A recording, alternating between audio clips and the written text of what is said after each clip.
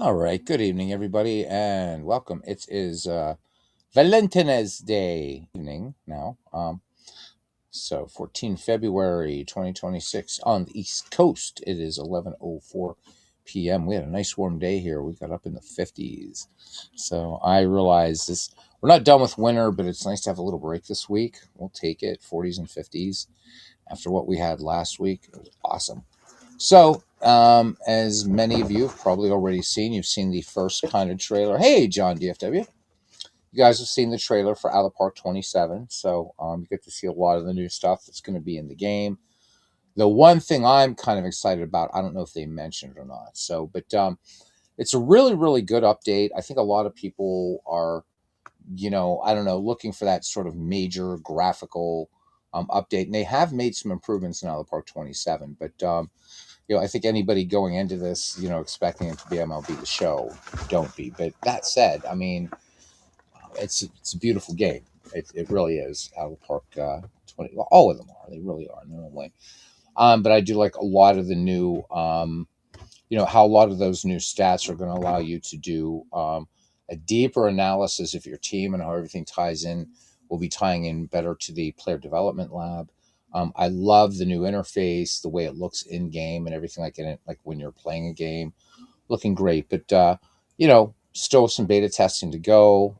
It comes out 13 March, but early access and all that kind of stuff. You get it like 3 days earlier. So starting it early this year because of the World Baseball Classic, which you'll be able to play along in and out of Park 27. I'm not interested in the World Baseball Classic in terms of playing it. But I know there are going to be a lot of people that will be, and I think that's really, really cool. So there is that. So a lot of baseball coming up, man. So Out of the Park 27 out on, really the 10th of March, I guess. But officially being released on the 13th of March.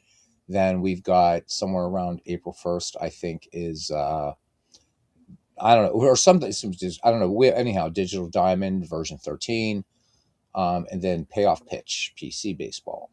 Of course, Action PC with its great. Um, you know, this was a fantastic update and many additions. So, boy, we are just. I say it so many times, we're in the platinum age of baseball simulations.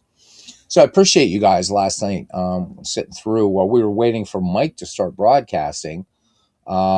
These guys mentioned this ballpark baseball, and that looks really killer, a cards and dice game. And I'm really thinking about that one. I think I'm going to wait till they start hitting some of the older seasons, but even so, from 1940 to present, and the price isn't ridiculous for the seasons, and it looks like you get the fringe players as well. So that's pretty cool. I guess though I'm gonna have to invest in a printer. Ugh. But that's okay. Nobody buys printers anymore, so maybe they're really cheap. So you're more looking forward to Payoff Pitch than Out of the Park. I mean, I can see that. It's right. It's been in the cards and dice world for a long time, but a new platform to play on PC. I mean, I can understand that, John, and I'm buying it. Definitely buying it. I'm looking forward to all three. I really am. I'm hoping. I'm just hoping the Payoff Pitch seasons are going to be reasonably priced. And if so, that could be the next game I'll go all in on, just like I did with Action PC.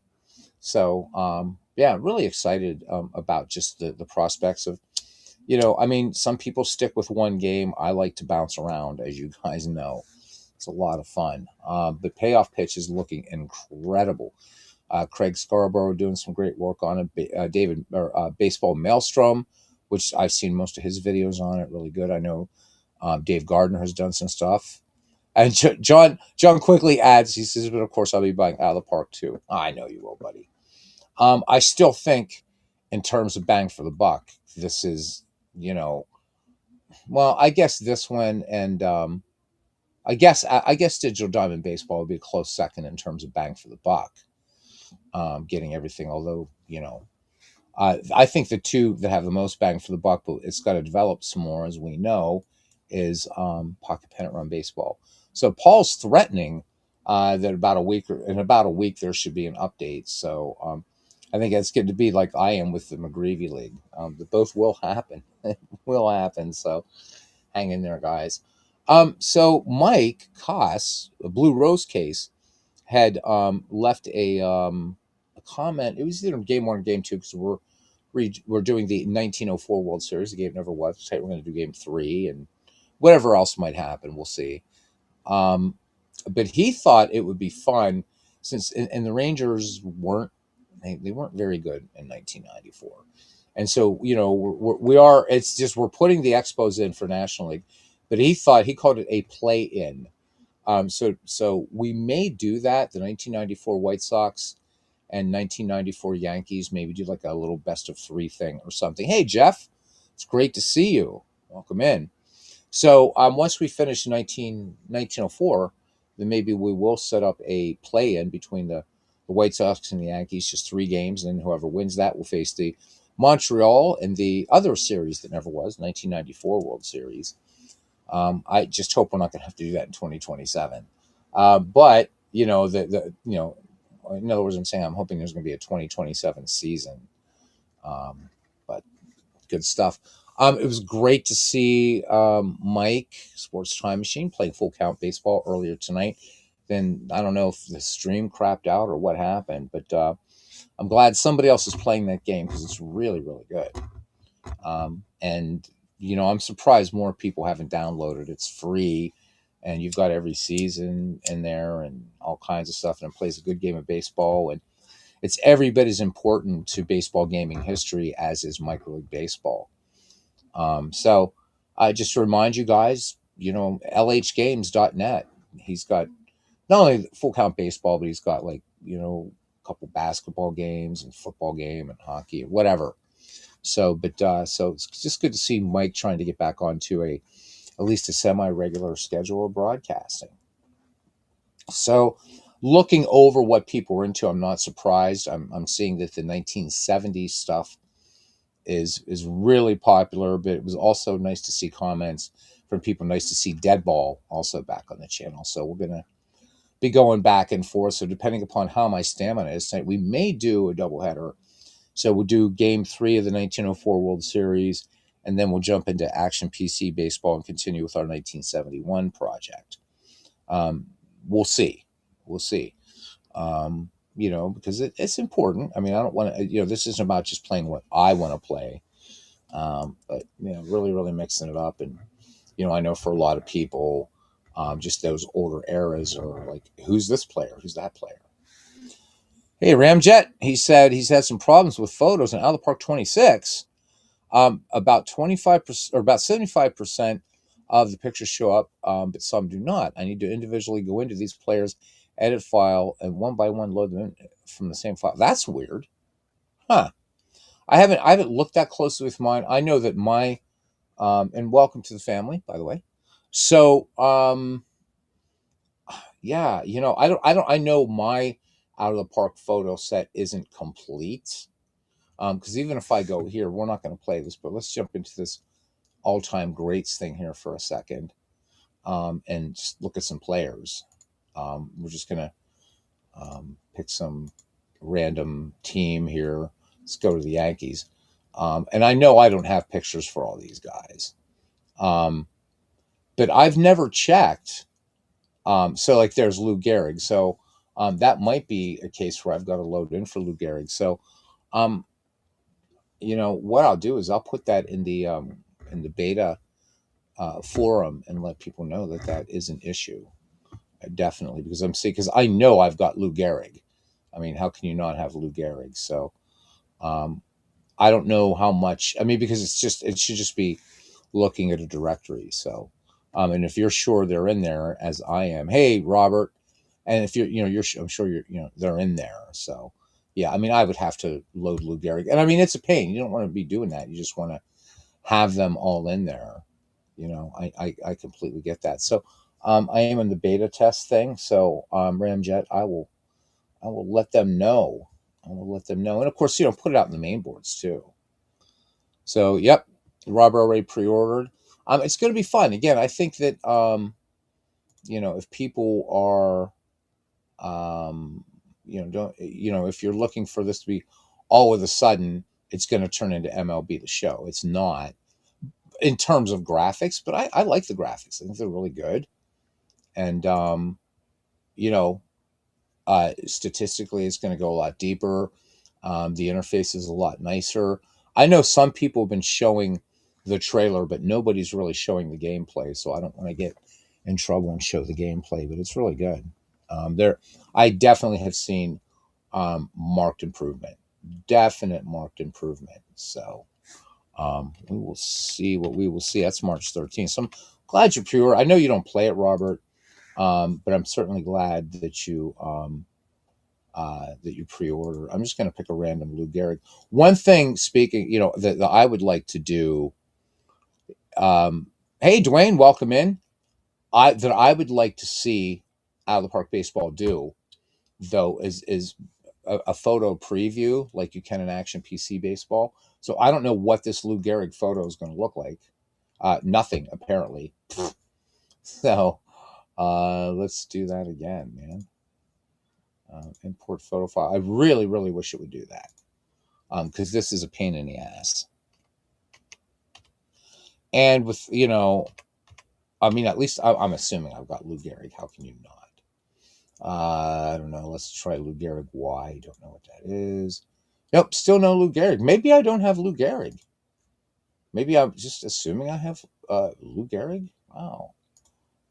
See, it's cutting that because this is why I don't like Face Gen. I mean, it looks nothing at all like Lou Gehrig. So thank you, Ramjet. Now I'm like gonna be like super anal about this. But this is something that works much better in Action PC Baseball. All right. So what about just plain old Lou Gehrig? Nope, no. That has a 0 size. There we go. That has a size number 1. I don't know if I tried that or not. Nope. I don't know what the hell's going on. So this might be a little weird bug in the game. There is one way to find out, though. And I'm going to go to my my photos here, and let's see what's going on, man. That's not cool, right? Because you can't call yourself a baseball fan if you don't have a picture of Lou Gehrig in your collection. If you're playing a big old historical game, right? So, just want to be able to see what the players have done in the game. Not this round, bud. Unfortunately, they haven't changed that yet. So, again, that's something that's still an Action PC type thing. So I haven't noticed that at all. You can't just mouse over or whatever. So, but I think a lot of people want that. A lot of people want that. So, and I'm completely on board with you on that. Um, let's see. Da-da. All right, let's search photos. Let's do the wild card thingy. GEHRI. Yeah, so there is Lou Gehrig. Why they're not loading is beyond me. So there's a number of pictures of Lou Gehrig, and I don't know why they're not loading. So that's kind of weird. Interesting. Lou will show in the lineup screen. Yeah, but I want him showing up, here. But we'll put, which one do I like here? Lou Gehrig, too. That's a good looking picture there of the Iron Horse. So let's do that. But that's very bizarre. I never really paid much attention to it, Ramjet, to be honest with you. So thank you for pointing out. I just always assumed, that it was like, okay, I just don't have especially for 19th century players, you're not gonna be able to find those, and that's cool. So apparently, Gehrig is here somewhere. So that's cool. Yeah. So yeah, thank you for that. So let me move down here, but not the screen I'm looking at, right? So if I go to, let's go back to the Yankees, and there he is. There's Laura and Lou. But yeah, you're right, man. You don't want to have to go through with every player, especially, I mean, look, even if you're playing a season replay, you're still, if you're doing a modern season replay, you're talking a ton of players, right? 1,300 players, whatever. So, but I never really paid attention to it. I know there's a function in here, though, somewhere in Out of the Park Baseball where you can have it refresh the photos, but I can't remember. I think is it somewhere in the global settings? I think in the game settings.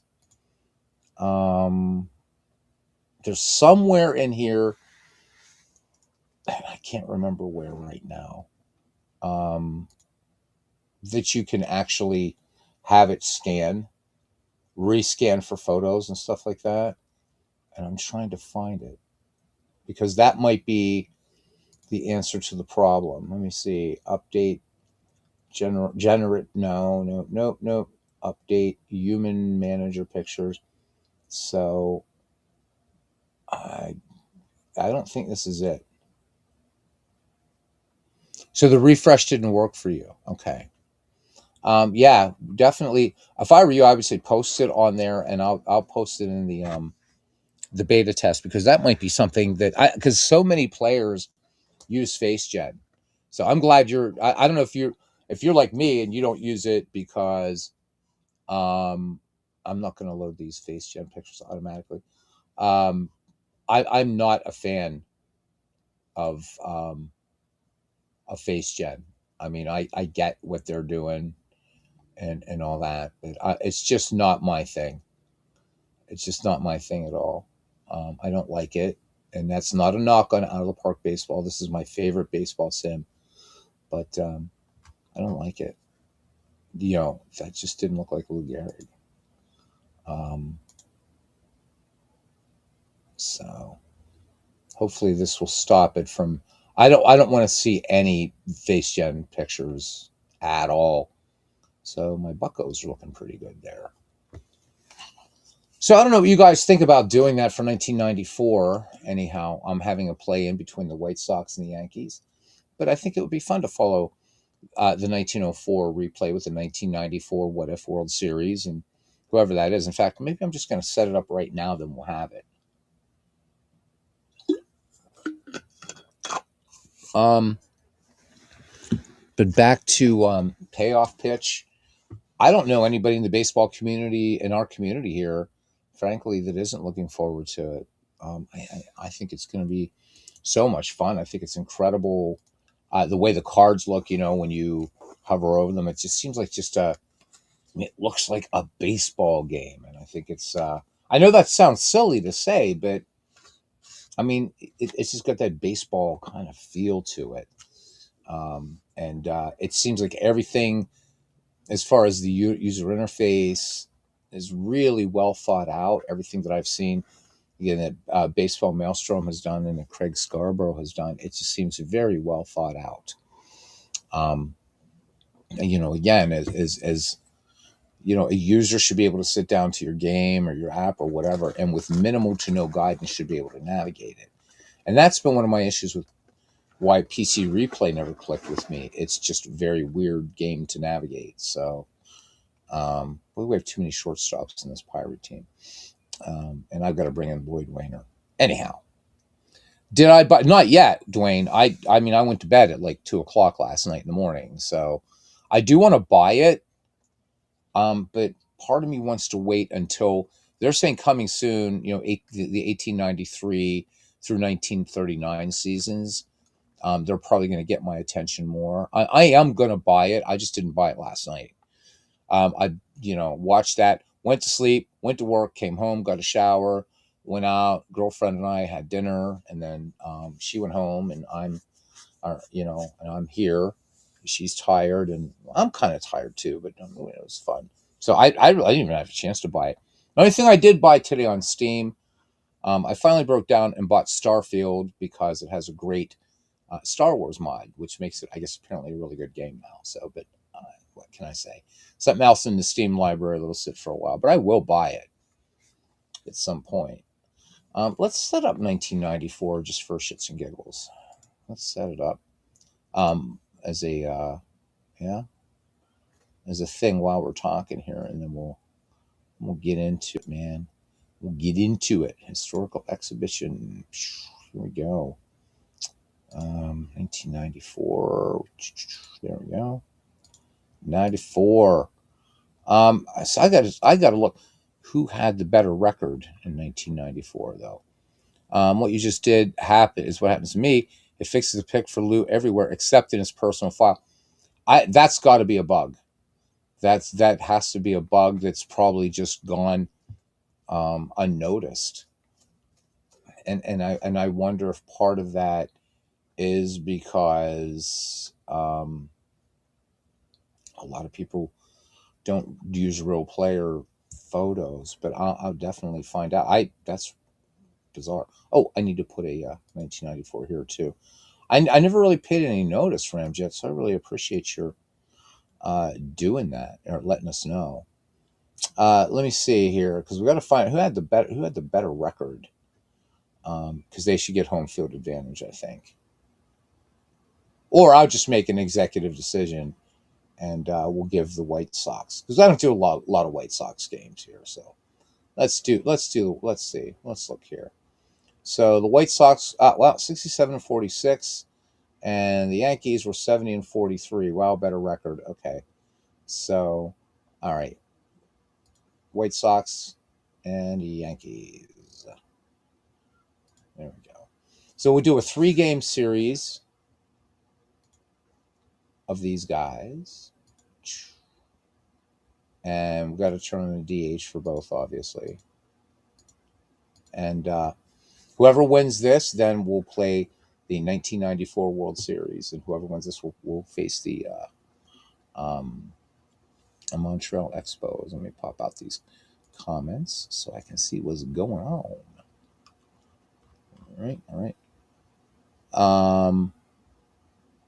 I like the idea of a play-in though because let's give the White Sox a shot here.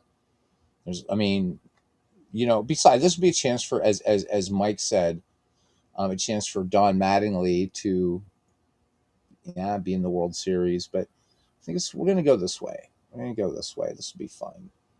Let's go ahead and create the exhibition while we're here, or I'll forget. And then we'll be going. Maybe we'll just start this too. Why don't we just start this now? Yeah. Look at the lineups here. If everything looks right. I forgot Spanky was with the White Sox. See, there we go. Again, I hate face gen. I just absolutely hate it. I want it gone. But I know they take great pride in it. I mean, that sort of looks like Michael Avalier, but it's just kind of jarring to me, to have the real players and in this. And I know those pictures are in there. So, well, it should be, but it never happens. So, I like Mike's idea. Again, we're just put an extra round into it. So White Sox, AL Central, Yankees, AL East, 3-game series. Let's see who makes it there. Why not? Why not? Maybe the White Sox, if the 1994, who knows, right? So it's all, but I definitely want the Expos to represent the National League. So it is what it is, man. Hey, Ben, how you doing? Man, he says your last stop before the land of Nod. Well, thank you for stopping by. Really, really appreciate it. So Robert says that the 1994 Chicago White Sox won his 1994 payoff pitch season restart. Nice. Well, I think all the more reason to allow them in here. Why not? Let's look at these New York Yankees. And there's Don Mattingly. Don Mattingly wants to, of course, again, I'm not going to screw around with this. I know there's ways to shut off face gen completely, but I'm not going to. I'm going to leave the lineups as they are, everything as it is, and we're just going to play ball. There we go. Jack McDowell, Jimmy Key in Game 1 at Yankee Stadium. So the first two are going to be Yankee Stadium. That's kind of a drag. I should have fixed that, but that's okay.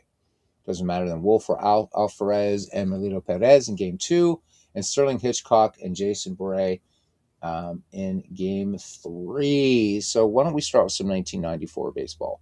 Because there's more folks here probably be more inclined to want 1994 baseball than they would 1904 baseball. So, yeah, everybody, please subscribe and to the RJO Network as he continues his 1980 replay. And if you haven't caught it, the All-Star game was an absolute banger, and he had another banger of a game, which even though he spoiled it the other night, I'm not going to say what it is, but you got to watch it because it's a pretty rare occurrence. Pretty rare occurrence. All right. So, that being said, let's go. Let's go. Take me out to the ball game. On our way to the Bronx, man. And some 1994 action. Now, see, you just gave it away, man. I just said no spoilers, and you just gave it away. Good God, Robert. What are we going to do with you, man? You need a sense of the theatrical, brother. So nobody look at what Robert just asked. I should delete the comment so that it doesn't get spoiled. Oh my God. Robert, I love you, brother, but you need to come on. You need the post show. You need the hook, brother. You need the hook. You do great in show, man. Don't you watch my no hitter? I'm gonna do that tonight, Robert. I literally worked, went out, had dinner with a girlfriend, just got back. I know priorities. I get it. So, but I will watch it, man. You know, I'm a faithful follower of you, man. Like I'm a faithful follower of Brother John Birch. Although I don't belong to the Antioch Baptist Church. So, no. All right, for the Chicago White Sox here, game one of this play-in, as Mike calls it. Lance Johnson, center field, batting second and left. Tim Raines batting third. The big hurt at first base, Frank Thomas batting fourth and DHing.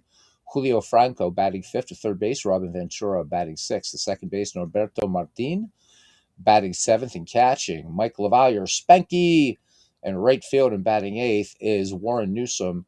And at shortstop and batting ninth is Greg Graybeck. Jack McDowell takes the hill for the Chicago White Sox. 10-9 in 1994. 3.73 earned run average, 1.26 whip, 6.3 strikeouts per 9 innings, and 2.1 walks for the hometown New York Yankees. Leading off in left field, Luis Polonia. Batting second at the hot corner, Wade Boggs. Still so weird. Again, Boggsy, to me, is a Boston Red Sox. Always. Batting third and catching, Mike Stanley. Batting cleanup in right field, Paul O'Neill. And I always think of Paul O'Neill more as a Cincinnati Red. But there you go. Gone are the days when players are doing their entire careers with one team, right? Batting fifth and DHing, Jim Leyritz batting sixth. In center field, the much beloved Bernie Williams batting seventh. Donnie Baseball, Don Mattingly. Batting eighth at second base, Pat Kelly. Batting ninth, short, Mike Gallego. Jimmy Key takes the hill. And Jimmy Key, 17-4 in that 1994 shortened season, a 3.27 earned run average, and 5.2 strikeouts per 9, 2.8 walks. Nothing personal, just business. There we go. Ben quoting one of the great. Well, you can't call it the greatest movie trilogy of all time. That belongs to the Lord of the Rings trilogy, but The Godfather, 2/3, the greatest 2/3 of a trilogy ever made. It's not personal, Sonny. It's strictly business. All right. Do these have Mike's ballparks in them? Yes, they do. So we're going to use the park pick. I like the park pick. Haven't seen Mr. Silva in a while. I know he is hammering away at the big, beautiful baseball bash. So, all right, DH is on. We're ready to go to 1994 in this play-in, as suggested by Mike Koss, Blue Rose Case, who's contributed a lot of good stuff to the community, both in out-of-the-park baseball and in action PC baseball. And here we are, Yankee Stadium. And I love up here, we're going to get to see a good view of, one of the newer innovations of out-of-the-park baseball, the live scoreboard. I want exploding scoreboards. I want something that's going to make Bill Veck happy, though. All right, left field, Luis Polonia. In center, Bernie Williams brandishing the gold glove, if you will. Paul O'Neill in right. Mattingly, Gold Glover at first. Pat Kelly at second. Gallego at short. Gold Glover Wade Boggs at third behind the dish. Mike Stanley, and on the mound, Jimmy Key. Leading things off here is Lance Johnson, 277 average in 94, 3 home runs, 54 runs batted in. Let's take a fly around Yankee Stadium. Park courtesy of Mike Silva, and uniforms courtesy of Mike Silva. And the 0-1 pitch swung on, and sinking liner out to center field, and Bernie Williams has it 1 up, 1 down. We're underway in the Bronx. Game 1 of the play-in between the Chicago White Sox and the New York Yankees to see who will face the Montreal Expos in the other series that never was, 1994. Following this, we'll be doing Game 3 of the 1904 World Series. That one even up between the New York Giants and Boston Americans.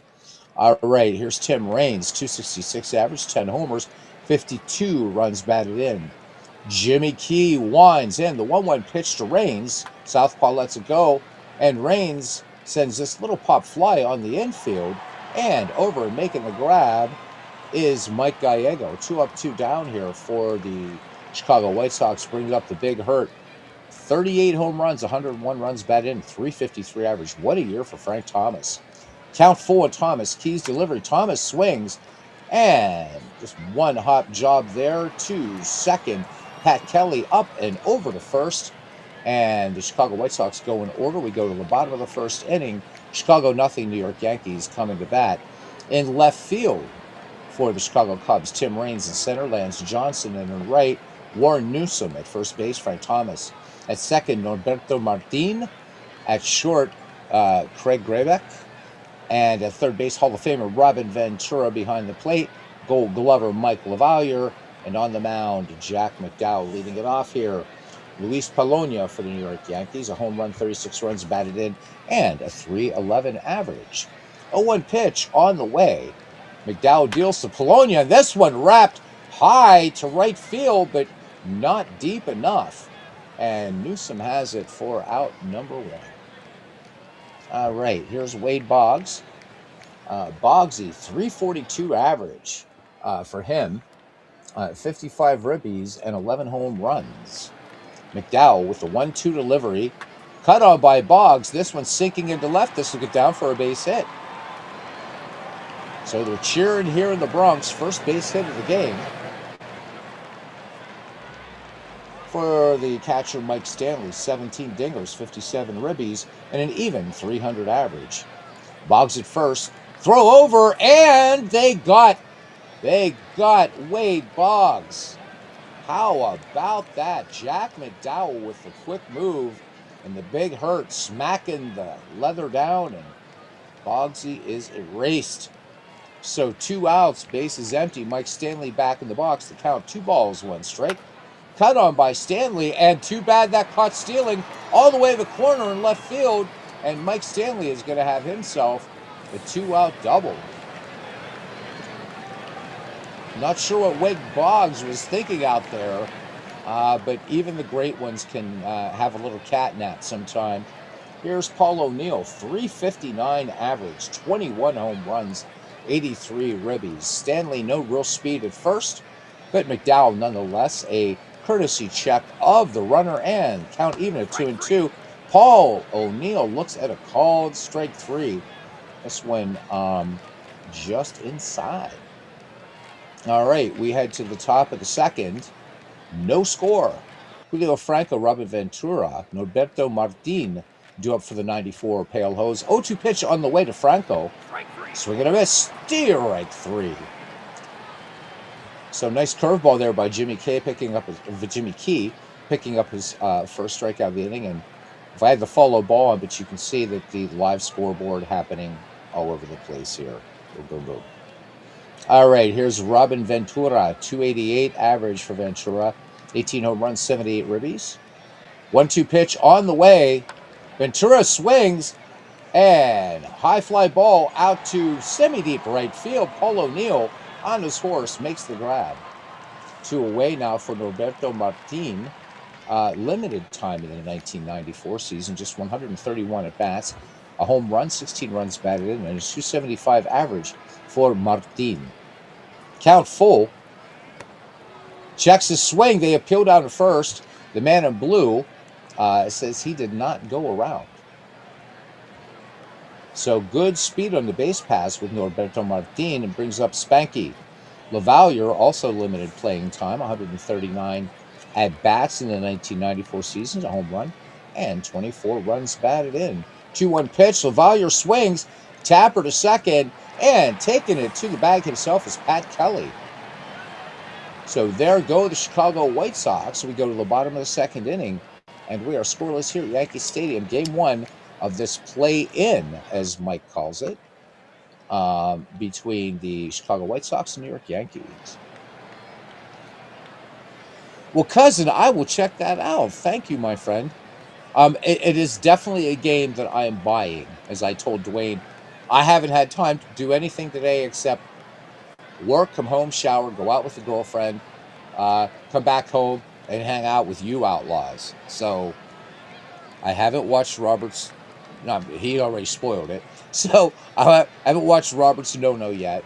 So I'm going to be up for a while tonight. So after our twin bill, Game 2 is the 1904 World Series, Game 3. So,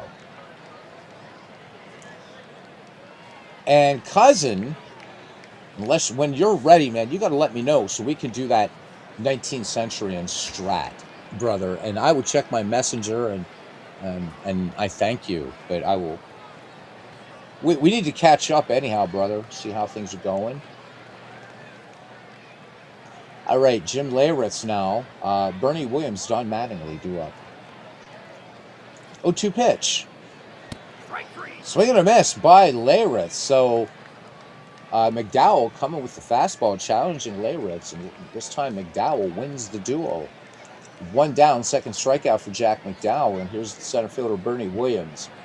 12 homers, 57 ribbies, 289 average for Bernie. Left-handed center fielder. 1-0 pitch on the way.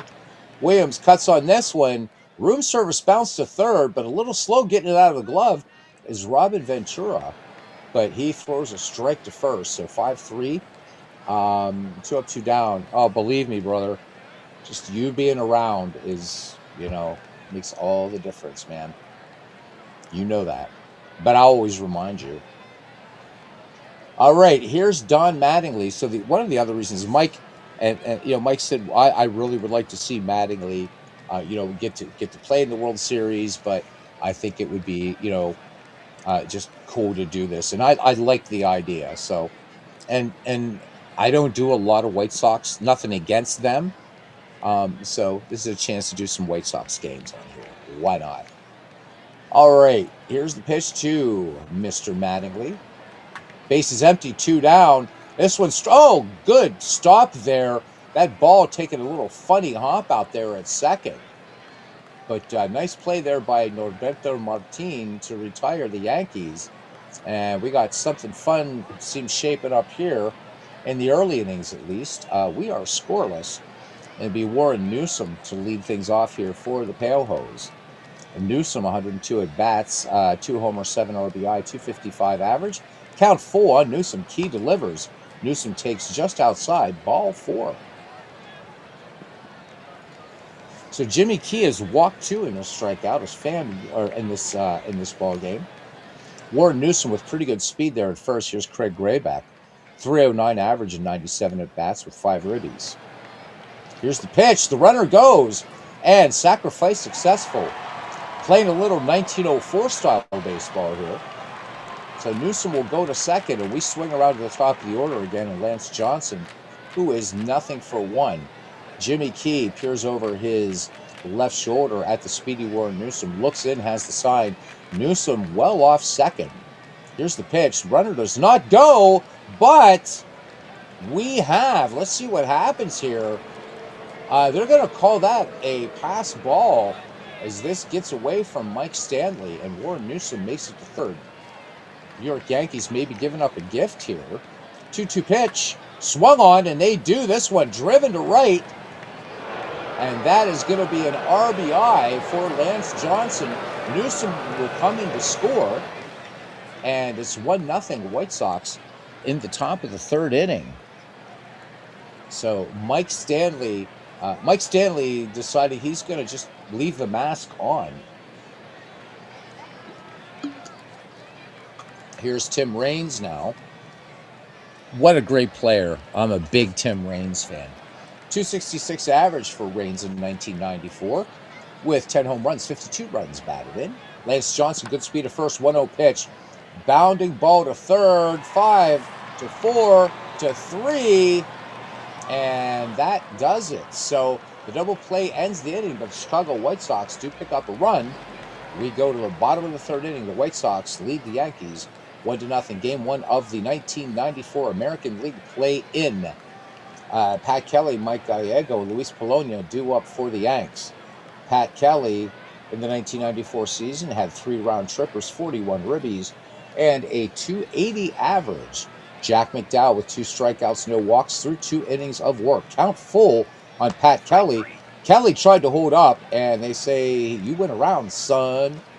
So Jack McDowell picks up his 3rd K of the game, and here's Mike Gallego, .239 average in 94. 6 home runs, 41 runs batted in, 1-2 pitch. Gallego swings. This one a towering shot out to center field and kind of trying to get under it and gets it just short of the track. Lance Johnson for out number 2. So Gallego gave it a nice ride. Back at the top of the order, Luis Polonia is 0-for-1. Here's the pitch. Polonia swings on the first pitch and lazy fly ball out there to right field. Newsom has it for out number 3. The Yanks go in order, and we move along to the top of the 4th inning here. 1-0 White Sox over the Yankees. And Frank Thomas, Julio Franco, and Robin Ventura due up for the Chicago Southsiders. Jimmy Key into the wind, and the pitch to the big hurt, swung on, and this one goes nowhere near the outfield. Just a routine grounder to second. Pat Kelly with the clean pick onto Don Mattingly for 1 out. Here's Julio Franco. The pitch, full count. Franco drills this one into the gap in left field. This one off the wall for Julio Franco. And the White Sox bring in the wickets here today.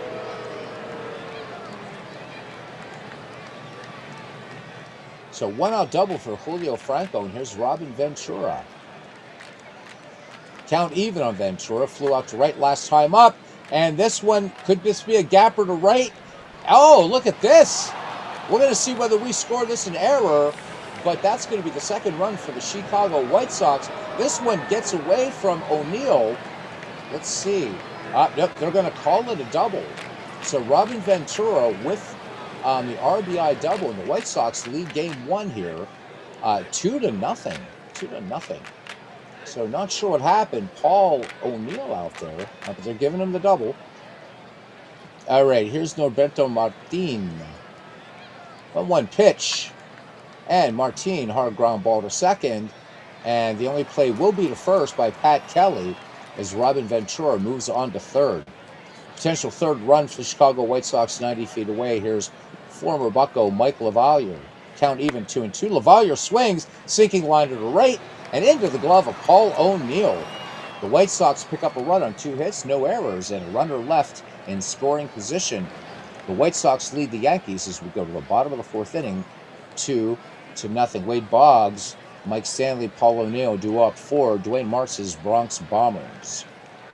2-2 pitch on for Wade Boggs, who was caught napping at first last time, and this time he's not even going to make it to first, as Graybeck comes up with it and pegs it on to Frank Thomas for the 6-3 putout. Mike Stanley now 1-for-1. Count full on Stanley. McDowell deals, doubled last time. And this time, another little harmless grounder to second. Norberto Martin earning his paycheck out there today. 2 away for the Yankees. Here's Paul O'Neill, 0-for-1 in the 1-0 pitch. O'Neill swings. This one driven into left, and this one is going to get down. Base hit. Paul O'Neill chugging for 2, and he's in there standing.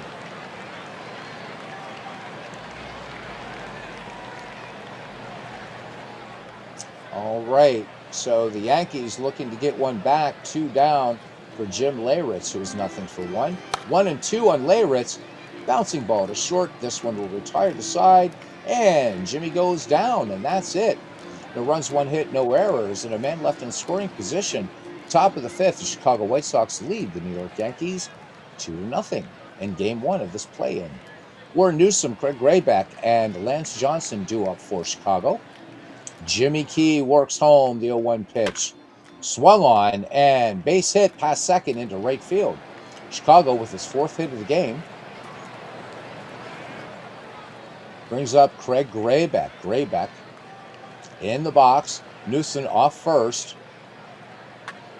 Runner does not go. This one deep to center field and right into the glove of Bernie Williams. Nice play out there by Bernie. We should check our weather here at Yankee Stadium while we can. So we do have a wind coming in from left field at 10 miles per hour. 49 degrees here, so bundle up in Yankee Stadium. 1 away, Johnson remains at first. I'm sorry, Johnson at bat. Bounder back to the mound, and they're not going to get him. Infield hit for Lance Johnson. So speed on the base paths, ducks on the pond for the Chicago White Sox as they continue seeing Jimmy Key pretty well here. Tim Raines nothing for 2, 1-1 pitch. Raines swings, shallow fly ball to center, and hustling in there is Bernie Williams making the grab. Big catch out there by Bernie. So 2 down, 2 on for the big hurt. Nothing for 2. 1-1 is the count. And the double steal is on. The throw down to third gets by oh my God. This one gets by third all the way into the outfield, and Newsom scores.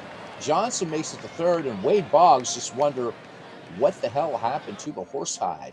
3-0 now in favor of the Chicago White Sox. The Yankees not looking too sharp here in Game 1. All right, Thomas back in the box. Ahead the count, 3 balls, 1 strike, and Frank Thomas will draw the walk from Jimmy Key. That's his 3rd free pass. All right, Julio Franco, 1 for 2, count full from the stretch, and big swing and a miss, strike 3. Chasing a low fastball, but a run on 2 hits, 1 error, and 2 men left on, and the White Sox add to their lead. We go to the bottom of the 5th inning. Chicago leads New York 3-0. Bernie Williams, Don Mattingly, Pat Kelly due up for the Yankees. McDowell, 3 strikeouts through 4 innings of work. 1-2 pitch on the way. Last time Bernie Williams grounded to Ventura. This time he is going to ground to McDowell for the 1-3 putout. 1 away for the Yanks here in the bottom of the 5th inning, and it brings up Don Mattingly, who's nothing for 1. 1-2 pitch on the way. Mattingly cuts on this one. Fly ball out to center field, and camping under it is Lance Johnson. Tim Raines being called off there. Johnson, good range out there in center field. And also Warren Newsom, and a strong arm for Warren Newsom in right field there for the Chicago White Sox. 2 down for Pat Kelly, nothing for 1. 2-1 the count. Kelly swings, and this one foul ground first base side, and that is going to be playable, and Mr. Frank Thomas will take it. So the New York Yankees turned away again. We go to the top of the 6th. Chicago over New York 3-0. So right now, Jimmy Key just hoping he could just keep these White Sox quiet. First 2 innings, they were blanked, but then 1 run in each, the 3rd, 4th, and 5th innings. Robin Ventura now. He is 1 for 2 with a run batted in. And tonight's game is brought to you by Blue Cross and Blue Shield. Why not? Blue Cross and Blue Shield. If you want to pay way too much for health care, Blue Cross and Blue Shield is your huckleberry. All right. Ventura in the box. Ventura, Martin, and Lavalle for the White Sox here in the 6th. And the pitch. Run-scoring double last time for the Hall of Famer. And Ventura scorches this one to right field for a base hit. 6th hit for the Chicago White Sox. And Norberto Martin in the box, 0 for 1. Martin swings, base hit into left field. You got to wonder how long they're going to stay with Jimmy Key here. Gallego trying to make a play on that ball. but just too much spin, too much English, if you will. 2 on, nobody out for Spanky, who was nothing for 2. Count even, 2-2. LaValliere, swing and a miss. Got fooled there by that changeup. All right, here's Warren Newsom. He is 1 for 1. Ventura at second, Martin at first. 2-1 pitch. And this one, sinking liner to left field, and Luis Polonia will grab it. Luis Polonia hasn't been terribly busy out there in left field for the Yanks, so 2 down for Craig Graybeck. 0-2 pitch. Graybeck swings, fly ball. That's going to hang up in right field long enough for the charging Polonia to make the grab. So the Chicago White Sox do not score for the first time since the second inning. Bottom of the 6th now, and this game is official. It's 3-0 Chicago. Thanks for hanging out with me tonight, folks. Mike Gallego, Luis Polonia, and Wade Boggs do up for the Yankees. Jack McDowell holding at 3 strikeouts. 0-1 pitch to Gallego.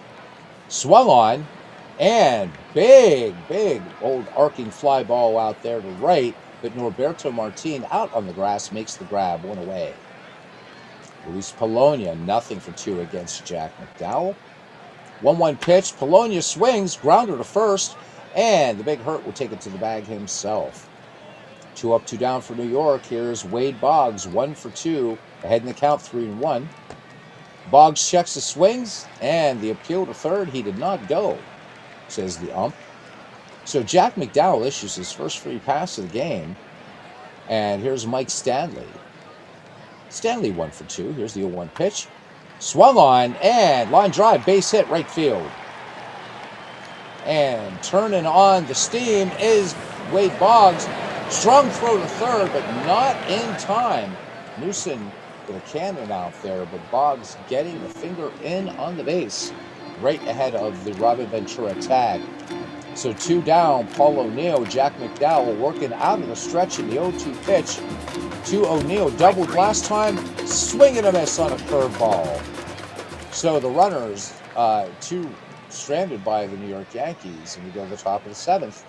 And the White Sox lead this one 3-0. So pretty good ball game here. New York staying with Jimmy Key. And he will face the 1-2-3 in the Chicago order. Johnson, Raines, and Thomas. 1-1 pitch to Lance Johnson. Swung on. Johnson sends it the other way to left field. And routine for Luis Polonia as he grabs it in the basket. Can of corn, you might say. Tim Raines, nothing for 3. Count full on Raines. Flew out the center last time up. Raines swings, drills this one to left field. Is it deep enough? It's going to go off the wall. Tim Raines is going to have a 2-bagger here with 1 down. White Sox, you might say, are beginning to feast on Jimmy Key now. 8th hit for the Chicago White Sox. And here's Frank Thomas. Stadium goes a little quiet here now, as they know Thomas can put a hurting on it. Here's the pitch, and nope. So they're going to intentionally walk to try to set up for the double play, and Julio Franco 1 for 3. 1-2 pitch on the way from the belt, and Franco strikes out. So they'll take the strikeout. And now we have a new pitcher in here for the New York Yankees, which they probably already made they're about to make the switch. So Scott Kamenicki on there. 8-6 in 1994, 117 1/3 pitched. 49 earned runs, 59 walks, 71 strikeouts, an ERA of 3.76. Ventura in the box, 2 for 3 with an RBI. And the runners were off. Obviously, 2 outs in the pitch. Ventura, this one over Paul O'Neill's head in right field. 1 run will score. 2 runs will score. Oh, my goodness gracious. How about it? So, a 2 RBI double for Robin Ventura. 5-0 Chicago White Sox in the top of the 7th. Ventura in scoring position. There's Norberto Martin, 1 for 2, 0 for 2 pitch. Martin, room service bounce to third. Up with it is Boggs, and Boggs will fire a strike to Mattingly. 2 runs, 2 hits, no errors. and a runner left on. The Chicago White Sox 5 and New York Yankees nothing. 7th inning stretch time here at Yankee Stadium, and be right back in a moment.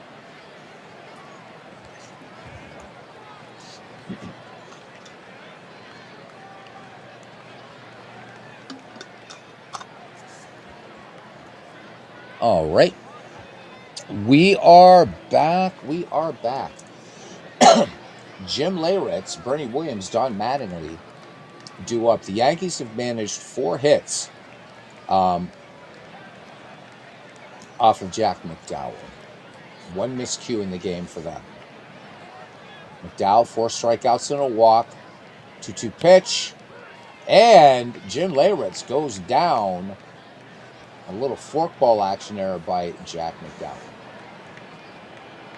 As that one smacked out there to Robin Ventura. All right, 1 away now for Bernie Williams. Count even, 2 balls, 2 strikes. Swing and a miss. Forkball again. So Jack McDowell now has fanned 6 Yankees. All right, Don Mattingly going to have a try. He's nothing for 2. 3-1 on Mattingly. Mattingly swings. Oh, diving stop at second. Oh, my God, what a play out there at second. We got to look at that again. That was just Purdy. Super Stats replay. Look at this. Boom. On the carpet, or not on the carpet, on the grass.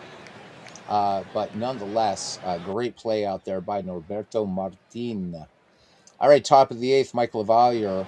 It'll be LaValliere, Newsom, and Graybeck due up. LaValliere nothing for 3. 0-1 the count on Spanky. LaValliere swings and at least makes some contact. Little bouncer to first. Mattingly will feed it on to Kamenicki, coming over to cover first. 3-1 put out. Here's Warren Newsom, 1 for 2. 1-0 on the way. Lined out to left his last time up. Newsom swings. High fly ball.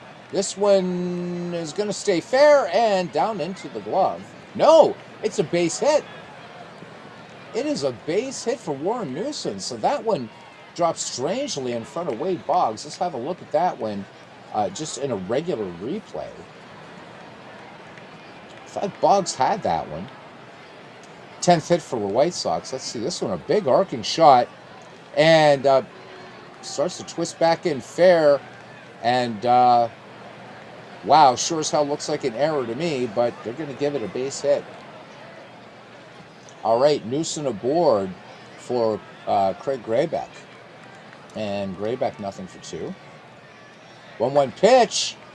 Newsom was on the way, on the move. Base hit to right field, and Newsom is going to make it into third, standing. Runners at the corners here now for Lance Johnson. 2 for 4 with a ribby for him. Here's the pitch. And this one getting all the way to the backstop. Another Chicago run scores. And this one is a wild pitch. So Kamenicki, ball slips out of his hand. Don't know, but that fastball goes all the way to the wall. And that gives the Chicago White Sox another run. 6-0 White Sox. I guess they're saying to all these people that just wanted us to be Yankees and Expos, hang on. Hang on. All right, let me just go over here. And sorry, out of the park sometimes does that. 1-0 pitch now to Lance Johnson, twisting foul. And at the foul line and making the catch is Paul O'Neill. So 2 down. Graybeck remains at second. Here's Tim Raines, 1 for 4. 3-0. Raines doesn't even budge. 4-pitch walk. Kamenicki's curveball misses away. Here's Frank Thomas. Big hurt, nothing for 2. 2-1, 2 down. 1 in for the White Sox in the top of the 8th. Count full on Frank Thomas. And this one bounding ball to second. And up with that one is Pat Kelly. Kelly to Mattingly for the 4-3 putout. Another Chicago run on 2 hits, no errors, and 2 men left. We head to the bottom of the 8th inning. The White Sox blanking the Yankees 6-0 here in Game 1. So thank you to Blue Rose Case, Mike Koss, for giving me for this great idea of having a play-in 1994. We'll see who will face the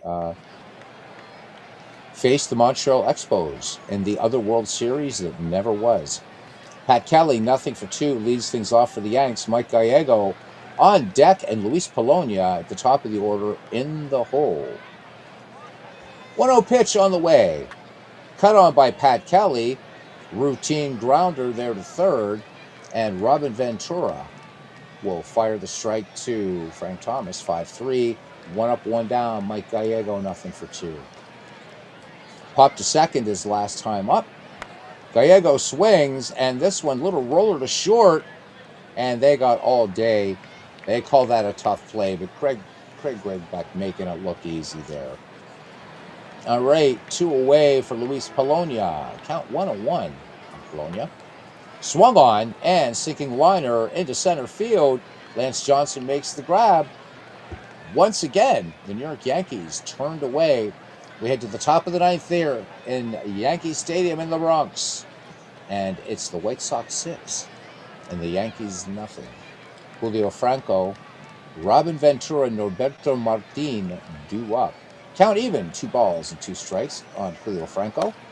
Franco swings, slow roller to first. Up and over with it is Don Mattingly. 3 unassisted, 1 away, Robin Ventura. Ventura, in line to be player of the game here, is 3-for-4 with 3 runs batted in.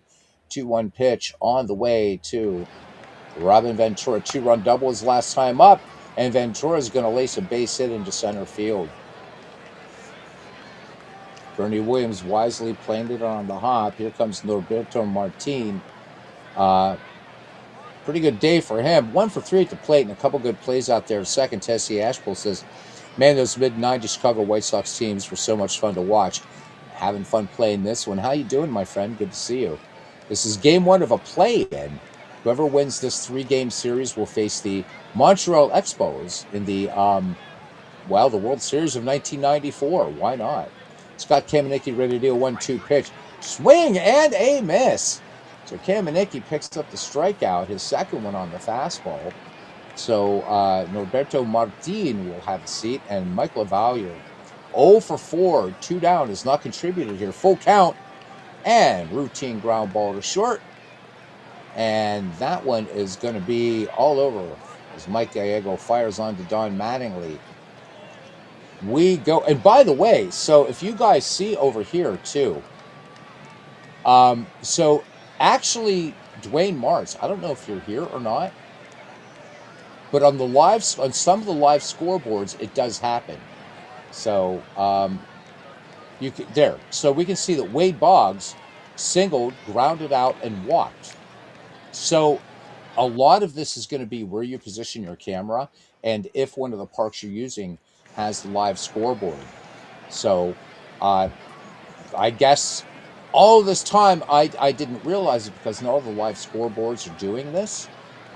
I guess this depends. I don't know if there's a parameter on how you set these up or not. But this shows exactly what Wade Boggs has done in this game. He's 1-for-2 with a walk. So I'll be damned. So weird things happening tonight in Out of the Park land. I'm going to have to start positioning the camera more when I see more live scoreboards doing this.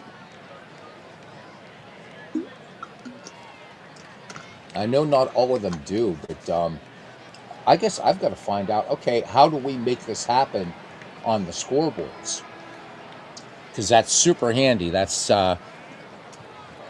something we've wanted in out-of-the-park baseball. So, all right. McDowell will face Boggs, Stanley, and O'Neill here in the bottom of the 9th inning.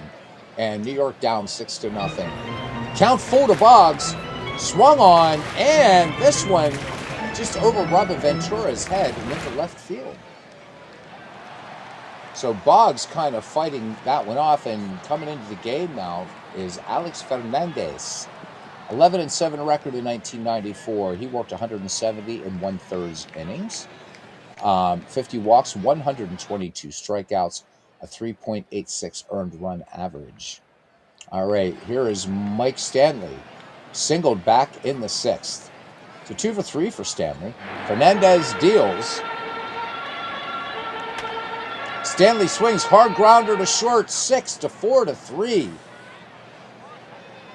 And the Yankees down to their last out. Paul O'Neill, they struck out twice in this game, also has a double. Count even on Paul O'Neill. And this should be your ball game. Hard hit ground ball.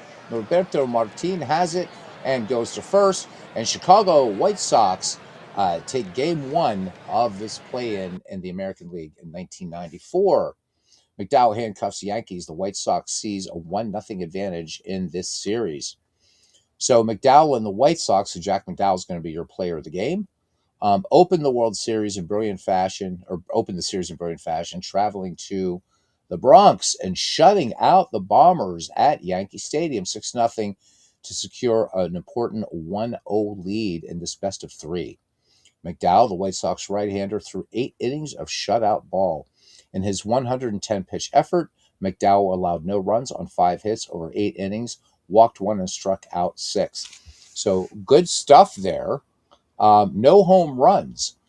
For the White Sox, 6 runs, 12 hits, no errors. And for the New York Yankees, no runs, 5 hits, and 1 error. And we will knock out of that game, finish today, and it's ready to play when we do it again. So Wilson Alvarez will face Melito Perez. Game 2 also taking place in Yankee Stadium. All right. Let's go back to the start screen. Almost hit that. Don't want that to happen. That was fun. Some 1990s baseball on here. And yeah, really fun. So we're going to leave it up to the chat. We can do game 3 of the 1904 World Series, or we can go back to our 1971 project and Action PC Baseball. Is this a memorial game for Clinton Parks? Well, so the next one would be, depends on what we're going to play, either 1904 or 1971. I'll leave it up to the family, and I'll wait a few minutes and see what sort of answer we get. So, again, we have a chance. I don't see him here in the chat tonight, but to welcome back Sports Time Machine to more regular broadcasting. It's great to see. He was playing some full count baseball earlier. I don't know what happened to the stream, but I know he's working on it. Just nice to see somebody else playing full count baseball. You guys really ought to check it out. Lots and lots and lots that you can do in that. So, all right. Don't know if anybody else is broadcasting anything tonight. Well, I do love to promote other channels. I have gotten out of the habit of going to see who else is broadcasting. I think everybody is pretty much good at doing that. So give this another minute. And then we're going to, I guess I'll just decide. I'll flip a cat or something. Where's my cats? Where are they? Albert, I'm going to flip you upside down. So I want to thank you guys last night for turning me on to Ballpark Baseball. Wow.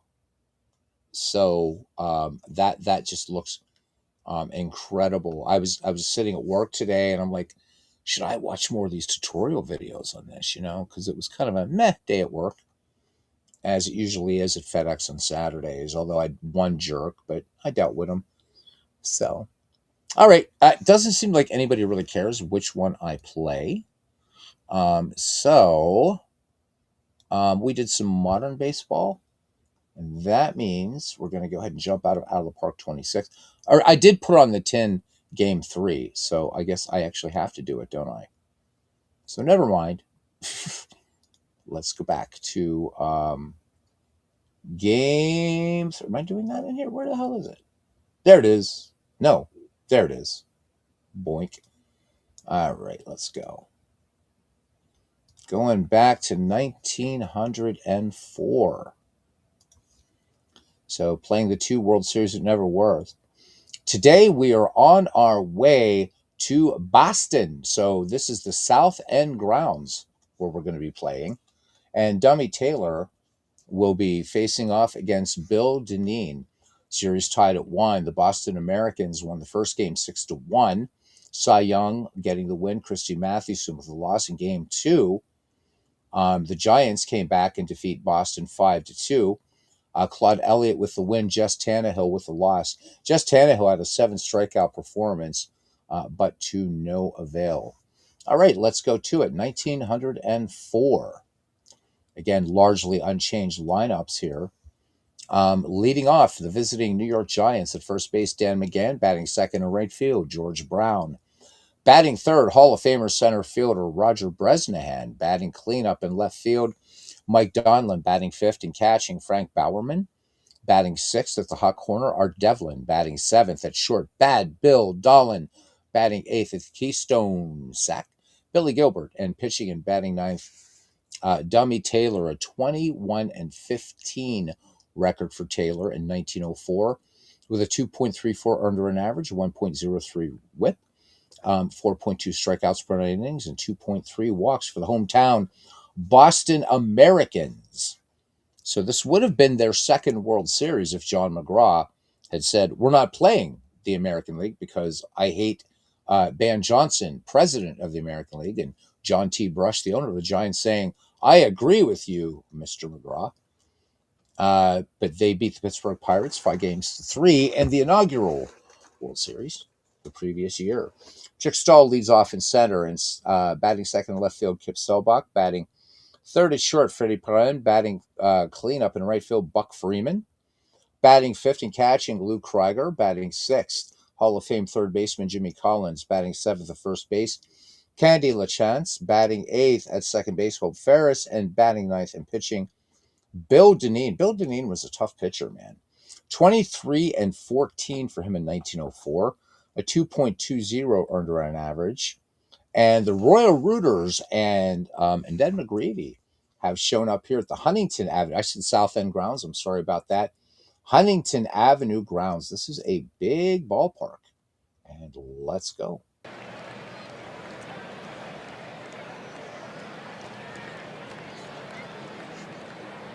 Once again, we have to thank Mike Silva, not only for the beautiful ballparks, but also the uniforms. This is 1904, so you do have to kind of ignore the numbers. All right, starting defense then for the Boston Americans here at the Huntington Avenue Grounds in Boston. Kip Selbach in left, Chick Stahl in center, Buck Freeman in right, Candy LaChance at first, Hope Ferris at second, Freddie Perrin at short, Jimmy Collins at third, Lou Krieger behind the dish. Bill Dineen will face Dan McGann, George Brown, and Roger Bresnahan here in the inning. Let's take a nice little fly around this big, big ballpark, the Huntington Avenue Grounds. I forget exactly how far it is to center, but, it's like a parsec, I think. Here's the pitch, and this one drilled high, deep, and out of here. Over the right field wall. Dan McGann got all of that one. So here we go. The New York Giants, on the second pitch of the ball game, get a run.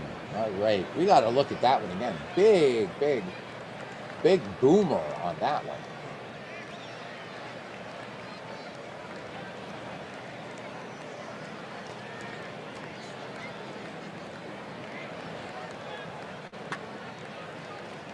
And there was no doubt about it, as Lanny Fratteri, former Pittsburgh Pirate broadcaster, would say. So this ballpark does not have the live ballpark, so, but it wouldn't make sense for it to have it. All right, here's George Brown now. 111 in this series, just 1 for 9. 0-2 pitch, Brown swings, and base hit past second into center field. Hope Ferris unable to get the leather on that ball. 2 hits for the Giants, and already the Royal Rooters, led by Michael T. McGreevy,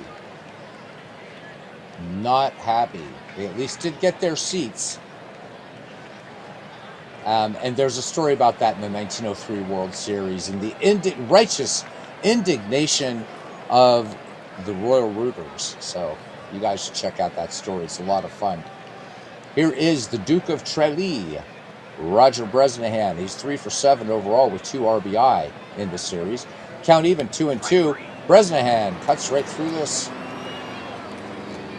on a fastball that was away from Bill Dineen. So one down for Turkey Mike Donlin. 5 for 9 in this series. And there goes the runner. George Brown gets it uncontested as Luke Krieger unable to release the ball from his hand. So first steal of this game. Donlin back in the box, count full. Donlin looks at one inside. Fastball misses, ball 4.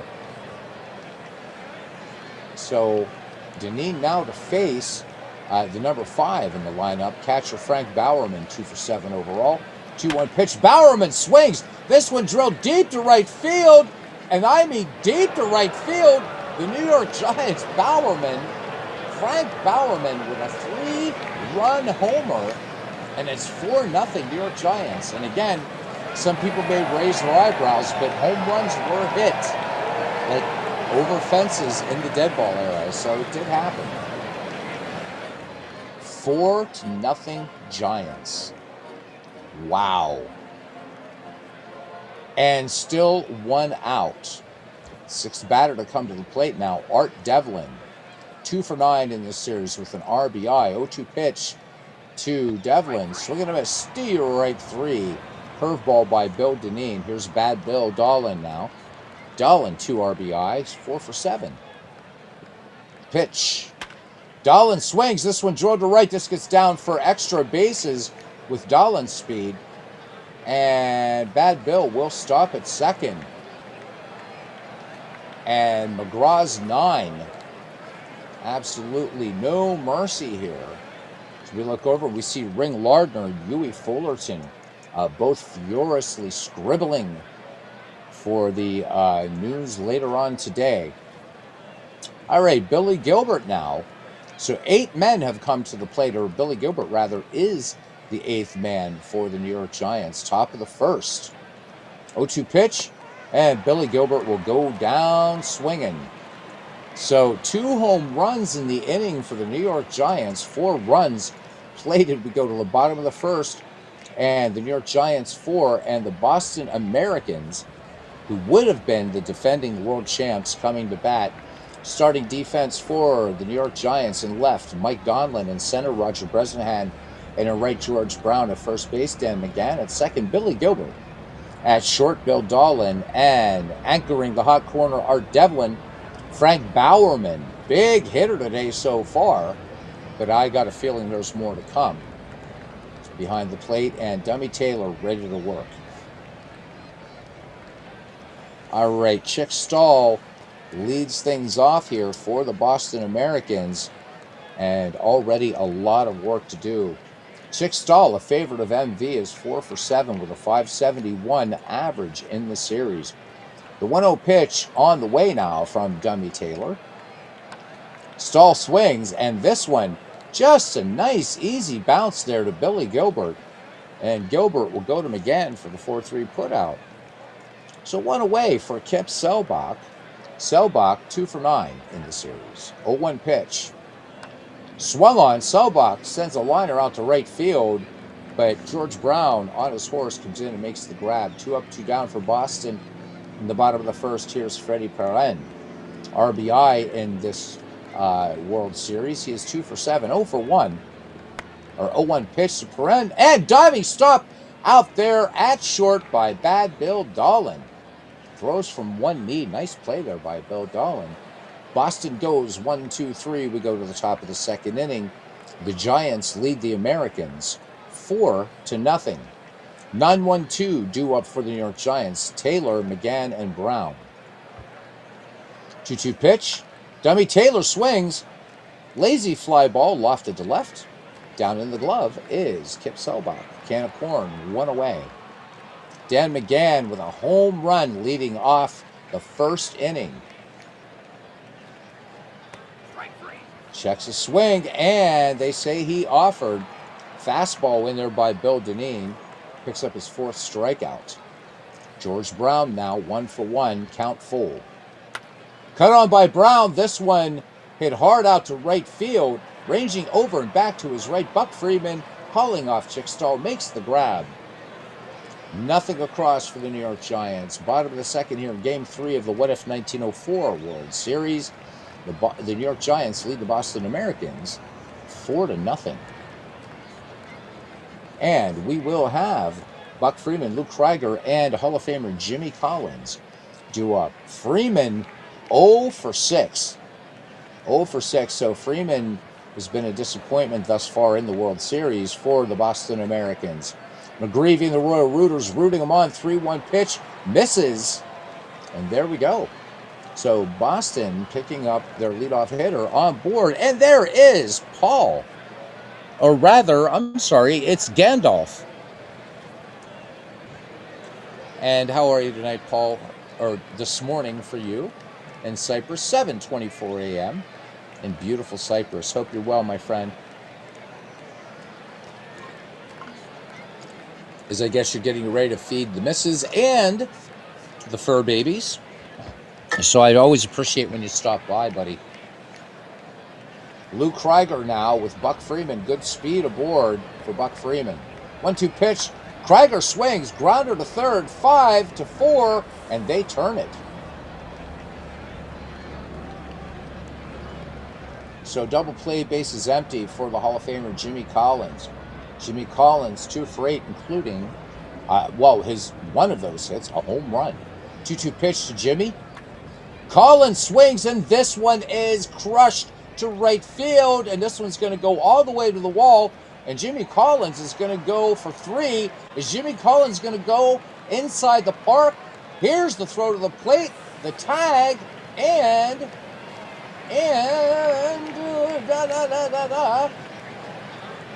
he is safe inside the park. Home run for Jimmy Collins, and Boston gets on the board here in the bottom of the second inning. It's 4-1. Manage, mamma mia. So Paul says, apart from no electricity, all good. You have 2 plugs working. The electrician's coming in an hour.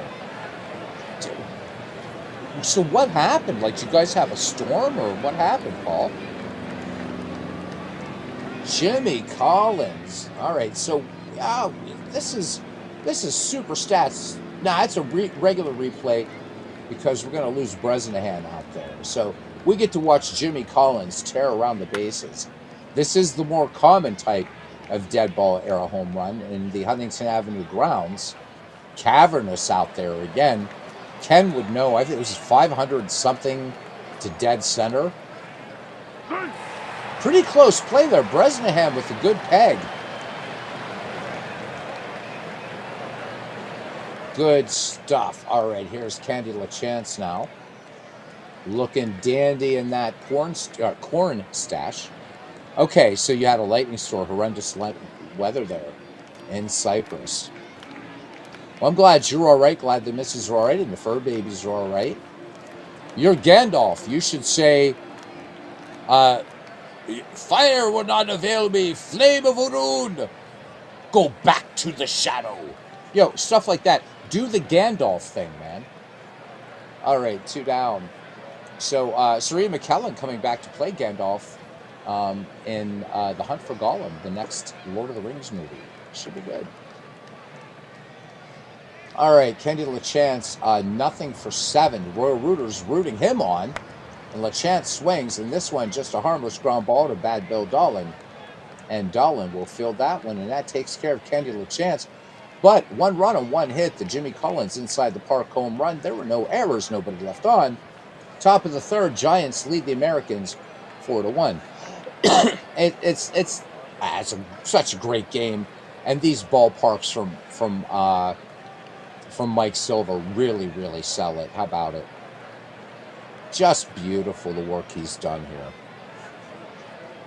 I'd like to see Out of the Park have a way that you could have real-time camera control as opposed to having to do it this way. But, you know, Mike, let's see, can we get a good look? Let's go and see. I want to see if we can get a look at those. Yeah, what did I do? I want to try to get a look at those awesome, great facade back there. So let's go park pick here. See if we can pick it up.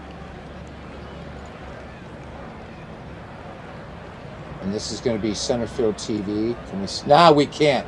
We'd have to zoom out. Let me see if we can get one from the center field seats. I really just a lot of attention. Still not high enough. I would have to go into the ballpark editor. But grand old ballpark, and these had these up above here where you can't see where the widgets are. These cupolas, really cool. Love these old ballparks. And what a job done by Mike Sova. As everybody knows, he is like world famous for these. I think literally. All right, the Duke of Tralee, Turkey Mike, and Frank Bowerman due up. 2-2 pitch to Roger Bresnahan. Bresnahan swinging a miss, strike 3. Fastball in there by Bill Dineen for K number 5. Lord of the Rings is your favorite book.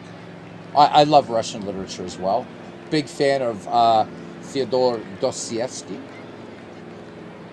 Dostoevsky, fantastic. Crime and Punishment, Notes from the Underground. Dostoevsky, of course, same faith as I, also Orthodox Christian. Of course, also the great Leo Tolstoy.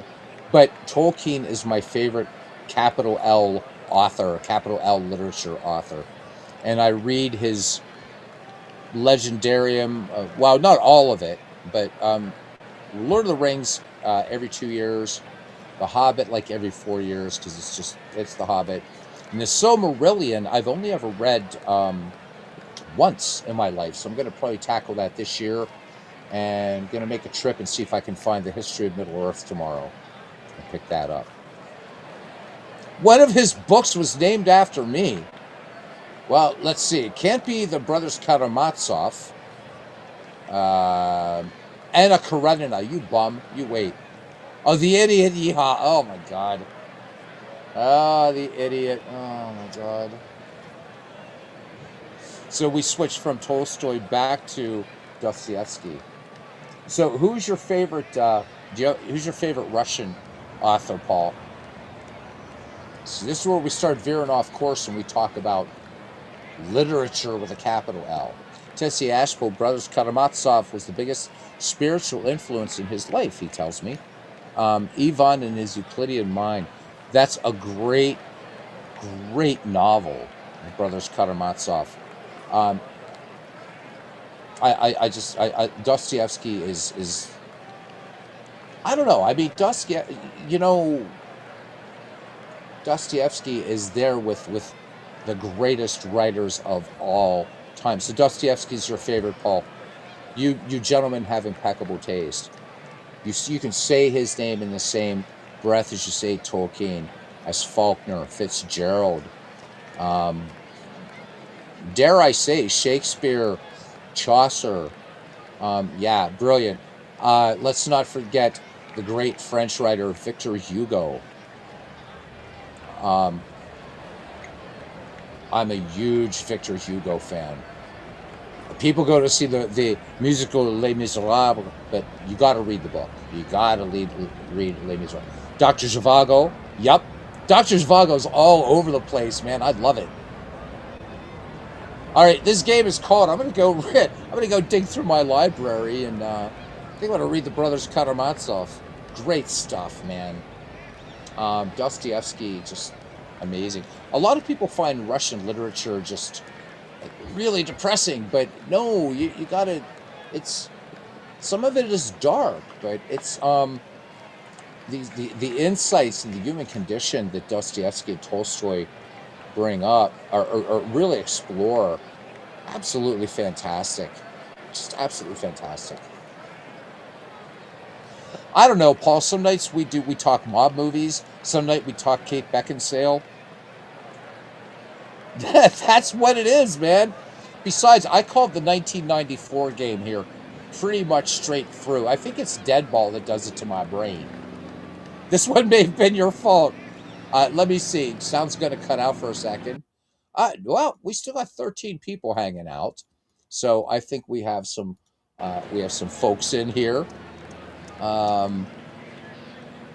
hanging about, talking Russian literature during the 1904 World Series that never was. Here's Turkey Mike Donlin batting with one down. Donlin, swing and a miss. Fastball gets by him. Strike 3, and Mabel, his lovely wife, just kind of hides behind her kerchief. Frank Bowerman with a 3-run blast back in that New York first. 1-0 pitch. Bowerman swings and base hit into right field. So Frank Bowerman is saying, look, man, I'm not just a frequent battery mate in these days, the early days of Christy Mathewson. I'm also a pretty good hitter today. Good stuff. Oh, okay. So it was my fault. It came from the Gandalf rendition. I wish it was Sir Ian Lake. So Ian McKellen, great actor. And while he's awesome as Gandalf, have you guys ever seen the movie Apt Pupil? He's absolutely terrifying, chilling. He really is. If you guys haven't seen Apt Pupil, treat yourself. I think it's Sir Ian McKellen's most underrated, most overlooked role. Wow. Please somebody tell me you've seen Apt Pupil. Please tell me you've seen Apt Pupil. Just incredible. Incredible performance by Sir Ian McKellen. Oof. So yeah, right? Apt Pupil, Paul. It's brilliant. It's a brilliant movie, and I am not overstating it. Apt Pupil. Yep.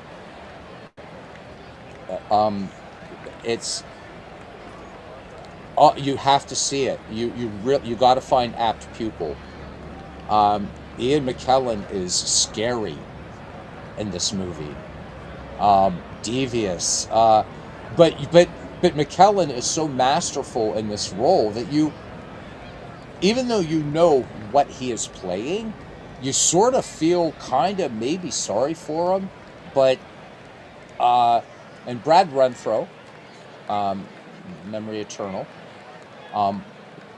Really, I think his performance was very good in that movie, and I think if you're in a cast with Sir Ian McKellen, you have to up your game because, as you guys know, he chews the scenery, whether it's in more fun movies like the X-Men, epics like Lord of the Rings, or a dramatic masterpiece like Apt Pupil.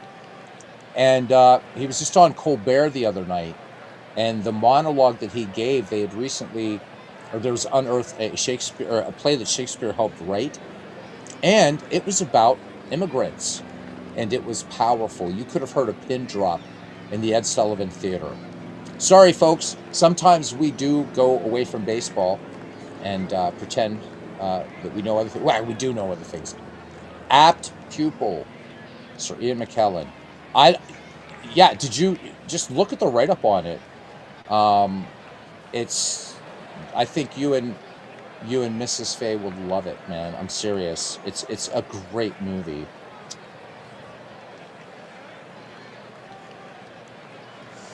All right, I've said that enough. Let's get back to Art Devlin. Frank Bowerman on at first, 2 down. Count even at 2. And this one, roller to third. And they're going to go to second. Devlin with a strong peg. Up with it is Collins. And quick throw. Close play at second. So inning over. The Giants strand 1. We go to the bottom of the third inning. I'm more interested in talking about movies and literature now. 4-1 in the bottom of the third. Just read it, tonight's viewing. I think you're going to love it, Paul. Yeah. And the accent is impeccable. Impeccable. I think Sir Ian McKellen, just one of the greatest actors just ever. All right, Hope Ferris, Bill Dineen, and Chick Stahl do up for the Americans here in the bottom of the third inning. Dummy Taylor has walked 1 and 2 innings of work. To watch your video today on the new Pocket Pennant Run and HQ features, assuming you have electric. I will. I've got to watch Robert's no-hitter, and I definitely got to watch the new Pocket Pennant Run. and HQ features. So, and you will have electric. You will have electric. I'm going to send Uncle Angelo over there, nicknamed Lead Pipe, and he's going to assist. All right, here's the 2-0 to Hope Ferris. Ferris swings, grounder to short. Ferris tearing down the line. Up with it is Dahlin. Low throw to first, but gets him in time. So Ferris out number 1. Here comes Bill Dineen. Count full. Dineen swings. And lazy fly ball. Shallow center. Very shallow center. As Dahlin will go out and grab it. Calling off the Duke of Tralee. Bill Dahlin, just crazy range at shortstop. All right, back at the top of the order for the Boston Americans. 2 down. Bottom of the 3rd, here's Chick Stahl. Chick Stahl, 4 for 8 in the series. 0 for 1 today. 1-2 pitch to Chick Stahl. Stahl swings, hammered to right. Line drive, but right into the glove of George Brown. Boston goes 1-2-3. We go to the top of the 4th. 4-1 New York. Only highlight for the Boston Americans in this game 3. First game, though, at the Huntington Avenue grounds. Why do I keep saying South End grounds? Damn it. Wrong city. Anyhow, was that inside the park home run for Jimmy Collins from the New York Giants, though the Gothamites who made the trip up here to Massachusetts, plenty to cheer about in that 4th inning. Dineen has kept him silent since then, but a 3-run deficit in the dead ball era could be problematic. Bill Dahlin, Billy Gilbert, and Dummy Taylor due up for Mr. McGraw's Giants. 2-0 pitch on the way. Dahlin doubled back in the 1st. Dahlin wraps this one hard to center field, but too high and sauntering over. Forget what the play-by-play says. That was a saunter, not a running catch. Chick Stahl brings it down. Had him played perfectly. Here's Billy Gilbert. He has nothing for 1. The count, 1 ball, no strikes. Billy Gilbert struck out last time. And this one, slow roller down the 3rd base line. And Jimmy Collins fires a strike to Candy LaChance for the 5-3 putout. Here's Dummy Taylor, nothing for 1. Flew out his last time up. Taylor swings. Easy ground ball to first. And Candy LaChance will take it to the bag himself. The Giants go in order. We head to the bottom of the 4th inning. The New York Giants lead the Boston Americans 4-1. Robert had a no-hitter, an inside pitch advanced the other night. So I haven't watched it yet. I think it was last night. So it happened while I was at work, so I'm going to watch it this evening after this. So no-hitters so rare, and I've got to make a Robbie Wartburg mention really, really quickly. So I've only ever had 1 no-hitter that I've seen playing digital baseball all of these years. Yeah, definitely must-watch, Paul. Robert's calling it a must-watch. So I finally had one in January of 2022, 23. Whatever. Scott McGregor pitched a no-hitter for me, and it was amazing, right? So Robbie Wartburg, I wish you would have loved Robbie. He gets baseball for Windows, and within the first week of him playing, he gets 2 no-hitters. I've been waiting all my life and had one, and I haven't had one since the Scott McGregor home run that I've seen. In the McGreevy League, we did have a no-hitter pitched by Tim Keefe, but we didn't watch the game. So, anytime anybody gets a no-hitter, that's a big thing. Or hitting for the cycle, which I've only ever had once. Happened once. Jimmy Fox did it. All right. Kip Selbach, 2-3-4 due up for Boston. Selbach, Karen, and Buck Freeman. Selbach, first pitch swinging. This will get down for a base hit into center field. Selbach, good speed aboard here for Freddie Perrin. Perrin, nothing for 1. And Perrin drills this high and deep to left and open the window and Minnie. This one is gone, and the Boston Americans, now with their run, the Royal Rumors and everybody else on their feet. Big shocker there now. 4-3 as Honey Fitzgerald, political boss, mayor, and everything of Boston, also on his feet. A great-grandfather or grandfather of President John F. Kennedy. Paul says he had a game in History Maker Baseball in his recent postseason. Gave up a hit by pitch first, and then perfect until 1 out in the 9th. Oh, that hurts. Gave up an infield hit. Oh, man. Then struck out the last 2. Close, but no cigar. Isn't that's maddening, man. That's maddening. I mean, and an infield hit, no less, right? There's little squibbers. If you're going to give up a home run, it's got to be at least a solidly hit 2-base hit, right? Damn, that sucks, Paul. You'll get there, brother. It took me like 90 years, but I finally got a no-hitter. It'll happen, man. It is, man. It hits you. So anybody that watches what we do, they're not going to understand. They don't understand that, right? What are you talking about? I missed a no-hitter. Infield hit. Look. It sucks. It just sucks. All right, here's Buck Freeman. And Buck Freeman is nothing for 6. 1-2 pitch to Freeman. How's Dummy Hoy react after the home run? And soft liner out there to right. And George Brown makes the call and the catch. So 1 away, Luke Krieger. Now in there, Luke Krieger with 2 home runs in this series. Nothing for 1 today. 0-2 pitch. Krieger swings, and high fly ball to center field. Back and gone! And the Boston Americans tie it up. Holy friholies. This is crazy. So the Wright brothers taking note of that shot as it clears the left field fence beyond the Coca-Cola sign. And all of a sudden, it's 4-4 in the 4th. Around last survivor of the 1903 World Series. Larry, haven't seen you in way too long. How are you doing, man? Great to see you, Larry. And Paul said his last no-hitter was 32 years ago. Did I turn the dead ball filter off? I know, man. What the hell is going on?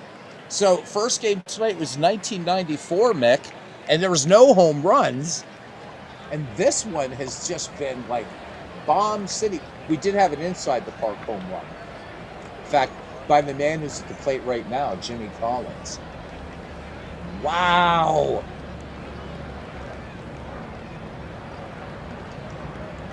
So I love a pitcher's duel most of all in baseball. But every once in a while, just slugfest like this, love it. I love those occasionally. All right, as I said, Jimmy Collins 1 for 1 inside the park home run back in the bottom of the 2nd inning. 1-1 pitch. Collins swings, and this one high, but not deep enough. Mike Donlin has it, calling off Roger Bresnahan. 2 away. All right. Get that electric turned on, Paul. Get that, and then prepare for your, and then you're going to do your video, and then you and the missus are going to watch Apt Pupil. Great movie starring Sir Ian McKellen. Candy LaChance bats with 2 down, bases empty here. Boston plating 3 in the 4th. Great to hear it, Larry. I'm glad you're doing all right. What are you rolling up these days, my friend? 0-2 pitch on the way to LaChance. Late swing by LaChance on a sinker. 3 runs, 3 hits, no errors, and nobody left. Top of the 5th inning, the Giants and the Americans knotted at 4. Bill Dineen will face the top of the order, Dan McGann, George Brown, and Roger, the Duke of Trey Lee Bresnahan. 2-2 pitch to McGann. Swing and a miss, strike 3. And on that one, Bill Dineen pulled the string. Little changeup. George Brown, 1 for 2. The 1-2 pitch. Brown looks at a call. Strike 3 on the inside corner. Off-speed fastball that time by Bill Dineen, striking out his 8th New York Giant. 2 up, 2 down for Hall of Famer Roger Bresnahan. Nothing in 2 attempts today. 2-0 pitch. Bresnahan cuts on this. Line drive, base hit down the line to right. Is Bresnahan going to go for 2? He is. Stand up, 2-out double for Roger Bresnahan, and you can hear the Royal Rooters. All right, here's Turkey Mike Donlin, a chance to let the Giants reclaim the lead in this game. 4-4 in the top of the 5th, game 3. This series tied at 1 of the World Series that never was. Maybe that's why all the home runs are happening. Because all these guys are up there in the great diamond in the sky saying, all right, we're going to show these people. I don't know. Donlin, first pitch swinging, sinking liner into the gap. No, it's not going to make the gap in right field. But Donlin with the RBI single, and the New York Giants back on top, 5-4. We got a wild one going on. So random World Series matchups and out of the park baseball. Cool. Larry, did you check out the trailer and some of the people doing commentaries on the trailer and features in out of the park baseball? Due out in early access about 2 or 3 days before, but official release 13 March. So just a little under a month away now. And I've been beta testing 27. The computer crash put me down a lot of hours, but there's so much more to the game now. It's insane. We're really going to become stat head geeks now. George Winter will come on to pitch for the Boston Americans. Bill Dineen exits having struck out 8. And let's have a look here. George Winter has worked 3 innings in this World Series. Gave up 3 hits. He struck out 2 and walked 3. A 0 earned run average. Frank Bowerman, Art Devlin, Bill Dolan batting here. And I'm saying that as if it's the inning. It's not. Here's Frank Bowerman batting with 2 down. I'm getting tired. And there goes the runner. Donlin in there, and he is safe. So John McGraw going to take advantage of anything he can, and that includes in trying to wrestle this relief pitcher. Winter checks Donlin at second. The 2-1 pitch swung on, grounded to short. Should be an easy play, and indeed it is. Perrin up with it, and that takes care of Frank Bowerman. But an RBI single by Mike Donlin puts the New York Giants back on top, 5-4 as we go to the bottom of the 5th inning here in Game 2. 1994 play-in was Game 1, and 1994 What If Series Game 3 is our nightcap. All right, Hope Ferris, George Winter, Chick Stahl. We'll see if Winter will bat for himself. 2-0 pitch.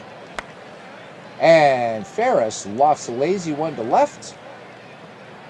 And coming in is Mike Donlin to make the grab. And Winter will stay in the game. Here's the pitch.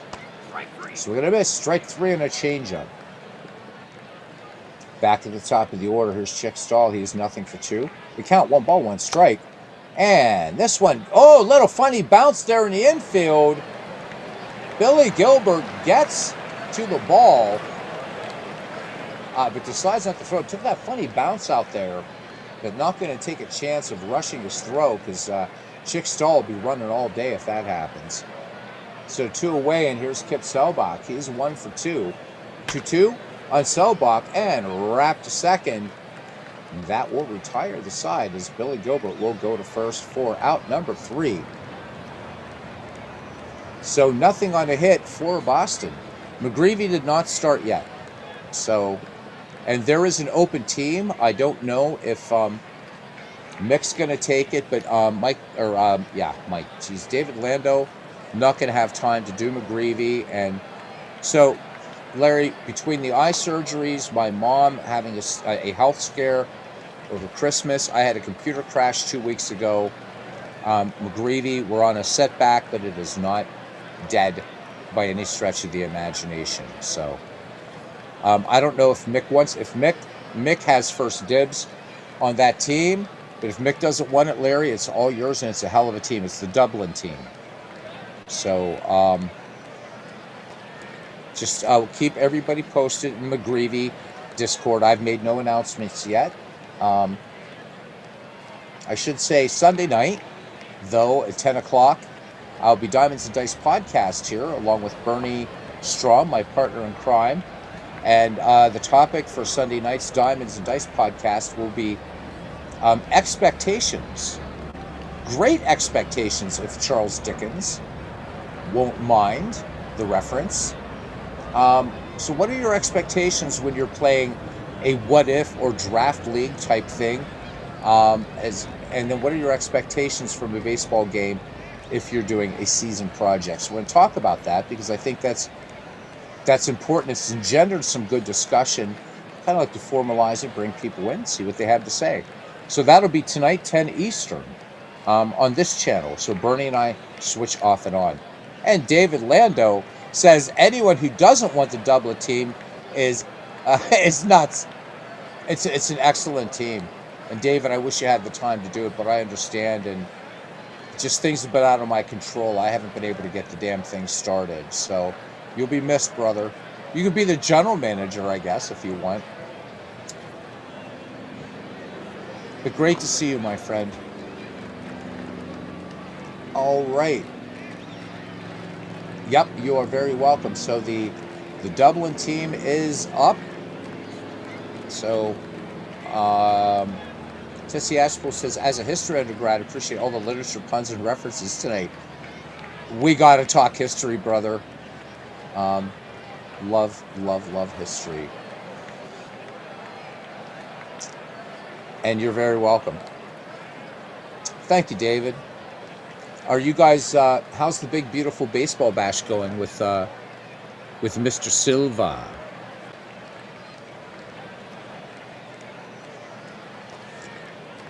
All right, here's Art Devlin batting in the top of the sixth inning. Bill Dolan and Billy Gilbert due up for the 1904 Giants. Hell of a game we have here. Home runs all over the place. 5-4 your score. 2-2 pitch. Devlin swings. This one a liner into right field. Base hit. 6 more brackets to go. That is progress. An odyssey greater than that written by Homer, is it not? I mean, it is. It really is. The most incredible baseball project I've ever just ever seen, ever heard of. It's nuts. And a new encyclopedia. I can't wait to see it, man. I wish Mike would do some of these on YouTube. All right, here's Bill Dolan batting with Art Devlin, who has excellent speed on at first. New York leads this one 5-4. It's a wild one. 3-1 pitch. Grounder to second. 4-6-3. And that's going to take the wind out of your sails right there. Here's Billy Gilbert now batting with the bases empty. Farewell and adieu, fair Spanish ladies. 2 down here in the top of the sixth. 2-2 pitch on the way. Billy Gilbert grounded to the hot corner last time up. And this one, little Texas Leaguer into right field, though I don't think they were calling them Texas Leaguers yet in 1904. All right, Billy Gilbert aboard. And here's Dummy Taylor late here. All right, thank you, Larry. Thank you for coming in. Sleep well, my friend, and hope it won't be too long till we see you again. 2 down. Here's the 3-1. Dummy Taylor walks. So top of the sixth, George Winter losing the pitcher. And Dummy Taylor actually a little bit faster than Billy Gilbert. Back at the top of the order, here's Dan McGann homered in this game to lead it off. 2-1 pitch. McGann swings, and this one driven into right. Base hit. McGann has himself an RBI, I think. Nope, throw the plate. They got him. Buck Freeman with the outfield assist. Wow. So the Giants come up empty. Big threat there. We go to the bottom of the sixth. 5-4. We got to look at that play again. Just a regular play-by-play. Good, strong peg out there and right. Watch this. Oh, yeah, had him all day. No doubt about it. Billy Gilbert gunned down Buck Freeman, outfield assist. All right, bottom of the sixth inning, Freddie Perrin, Buck Freeman, and Lou Krieger. Perrin with a home run in this game. He's 1 for 2 RBI. 0-2 pitch, and there's Kiss in the background. 0-2 pitch, Kiss in 1904. Ball bobbled by bad Bill Dolan out there at short. Second error, I believe, for the New York Giants. Nope, first. Sorry. So not a clean game anymore. Here's Buck Freeman. Can he follow an outfield assist with a, I don't know, a gapper? Let's see. Oh my God, as if on script. Long fly ball to right. It's off the wall. It is off the wall. And this throw, oh, they're going to put up a stop sign. Freddie Perrin. What a wrap. What a wrap by Buck Freeman. 2 in scoring position for Boston. And we're going to look at that one again. That one is a monster. That was a monster explosive off the, what is it, off the, whatever that sign is there. You're seeing the backside of it. Gloves. Adler's gloves sign in right field.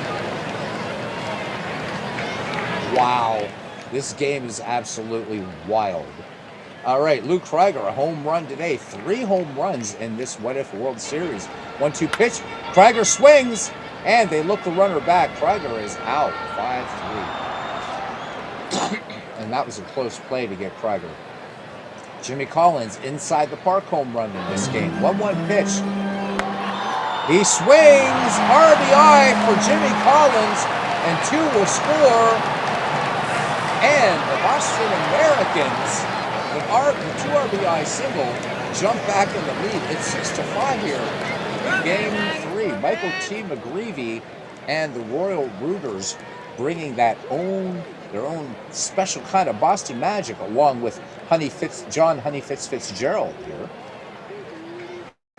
grandfather of John F. Kennedy. All right, and Claude Elliott, who's been doing yeoman duty in this World Series, will come on now for McGraw's Giants. 1-0 in this World Series, 4 innings pitched with 3 strikeouts. Just gave up 1 hit, no runs. LaChance, nothing for 2. LaChance looking to get on the hit parade. Boston now with the 7th base hit. A 1 pitch, and there goes the runner, and Jimmy Collins absolutely gunned down by Frank Bowerman. So Bowerman with a 2-run homer in this game and a caught stealing. Bases bereft of Boston Americans now. 2-2 pitch on the way. LaChance swings, number back to the mound. Claude Elliott, bang, bang, play first, and they don't get it. So Elliott a little slow with the pill there. LaChance, good speed going down the line. It's 2 out. Here's Hope Ferris now. Nothing for 2. Count full. Late swing. Strike 3. Fastball. Boston Americans, 2 runs on 3 hits. They reclaim the lead. We go to the top of the 7th. 6-5, Boston in Game 3. Series tied, 1 game each. George Brown, Roger Bresnahan, and Mike Donlin due up. Brown cuts in the first pitch, slow roller to third. And that one is a Jimmy Collins to Candy LaChance, 5-3, 1 away. Duke Traley, 1 for 3. The count, 1 ball, no strikes. Doubled his last time up. Soft liner to second. Hope Ferris has it for the 2nd out. Vaudevillian and baseball star Mike Donlin settles in. Mike Donlin in the game, 1 for 2 with an RBI. As Mabel looks on from the stands. The 1-1 pitch. RBI single in this game. Slow roller to short. Donlin ripping down the line. Close play, and Freddie Perrin's off-balance throw, and they get him. Wow. The New York Giants just go down in order, and now let us sing the song that won't be sung or won't be written for 4 more years. Take me out to the ball game as I take a slug of water.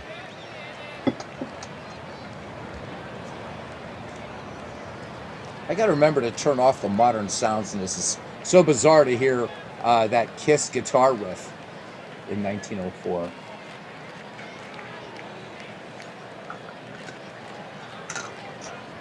All right, we are in the bottom half of the 7th inning here in the second game of our doubleheader.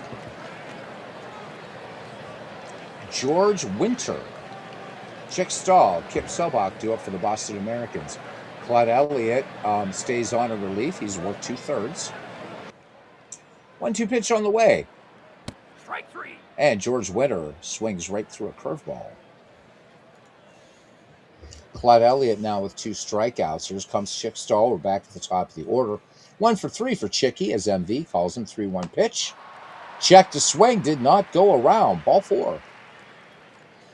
Clyde Elliott gives up his first walk. And here comes Kip Selbach. Selbach 1 for 3. Digs in. Chick Stahl, good speed at first. Elliott checks the runner. Full count. Swing and a miss. Strike 3. Fastball that time from Clyde Elliott. 3rd K of the game for him. And here's Freddie Perrin. 1 for 3. Home run, 2 RBI. 1-2 pitch to the shortstop. And grounded. Oh, diving stop by Bad Bill Dolan. Bad throw. E6. Oh, my God. The Giants should be out of the inning. But Dolan making the great stop, and as so often happens, rushes the throw. So 2 on now for the Boston Americans in the bottom of the 7th inning, and they stay alive here with Buck Freeman. So Boston holding on to a 6-5 lead. Freeman 1 for 2 in the game, and again with that great outfield assist. 0-1 pitch, hard hit ground ball to first, and up with that is Dan McGann, feeds it to Elliott covering for the 3-1 putout. No runs, no hits, and 2 men left on base.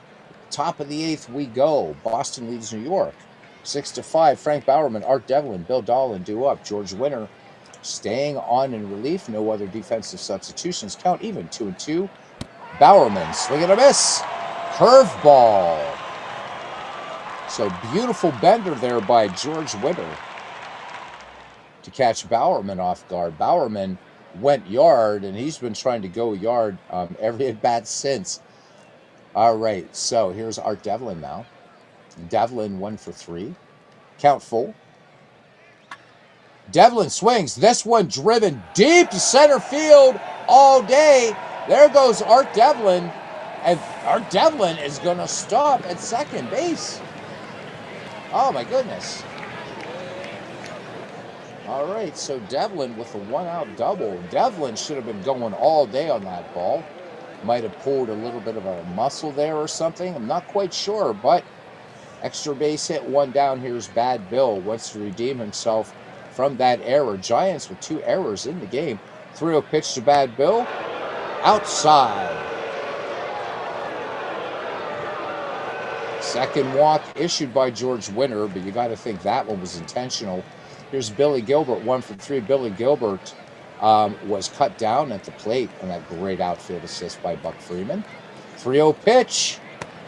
And all of a sudden, it's looking ugly. It is looking ugly as the New York Giants have him sold out, 1 away, and Sam Murdy's in there to pinch hit. Nothing for 1 in the series. Here we go. George Winter, hoping beyond hope. Speed on the base paths, ducks on the pond to somehow turn 2. 6-5, Boston lead in the top of the 8th. Winter from the stretch, 3-1 pitch. Sam Murdy takes ball 4. Oh my. And soda bottles being peppered out on the field as they are not happy. The Royal Rooters are, it's not that they're unhappy with George Winter, but they're unhappy with the man in blue. Base is still loaded, and George Winter giving up the gift there. Tied at 6 here in the top of the 8th inning. All right, Dan McGann Home run, 2 for 4 in this game. 3-1 pitch. McGann wraps it to second. The throw home. They get him. The throw to first. Nope, they do not turn two. But they get that big out at home.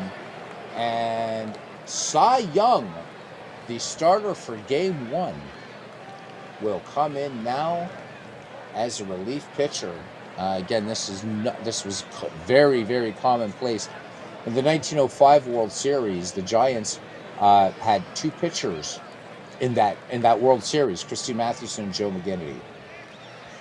Back and forth, back and forth, back and forth. So Cy Young 1-0 in the series, and he's given up just 1 run, 2 walks, 12 strikeouts for the Cyclone. A 1.12 earned run average. George Brown now batting with the bases loaded, 2 away, 1 for 4 on the day for George. Cy Young has finished his warm-up pitches, and the 0-2 on the way from the legend. Brown looks at a knee buckling. A knee buckling fastball by Cy Young. So Cy Young comes in and does it on 3 pitches. So New York ties it up thanks to the bases loaded walk.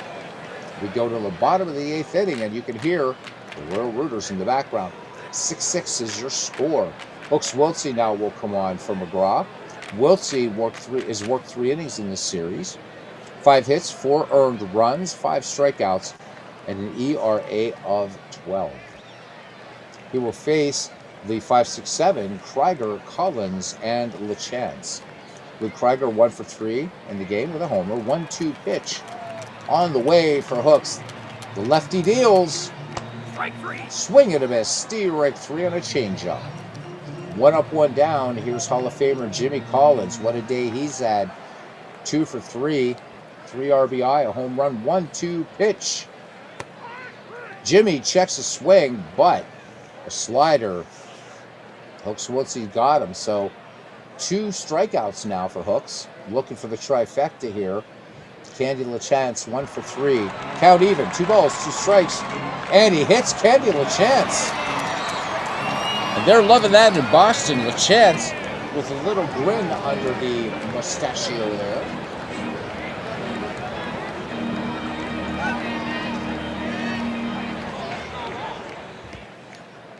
And we can hear some of Harry Stevens' minions working through the stands, selling cotton candy and scorecards. Harry Stevens, of course, the man who introduced hot dogs to baseball.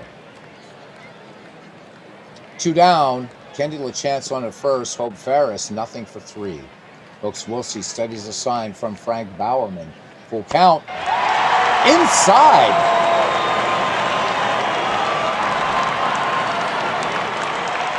Wiltsey playing with fire here, nibbling around the plate for Hope Ferris.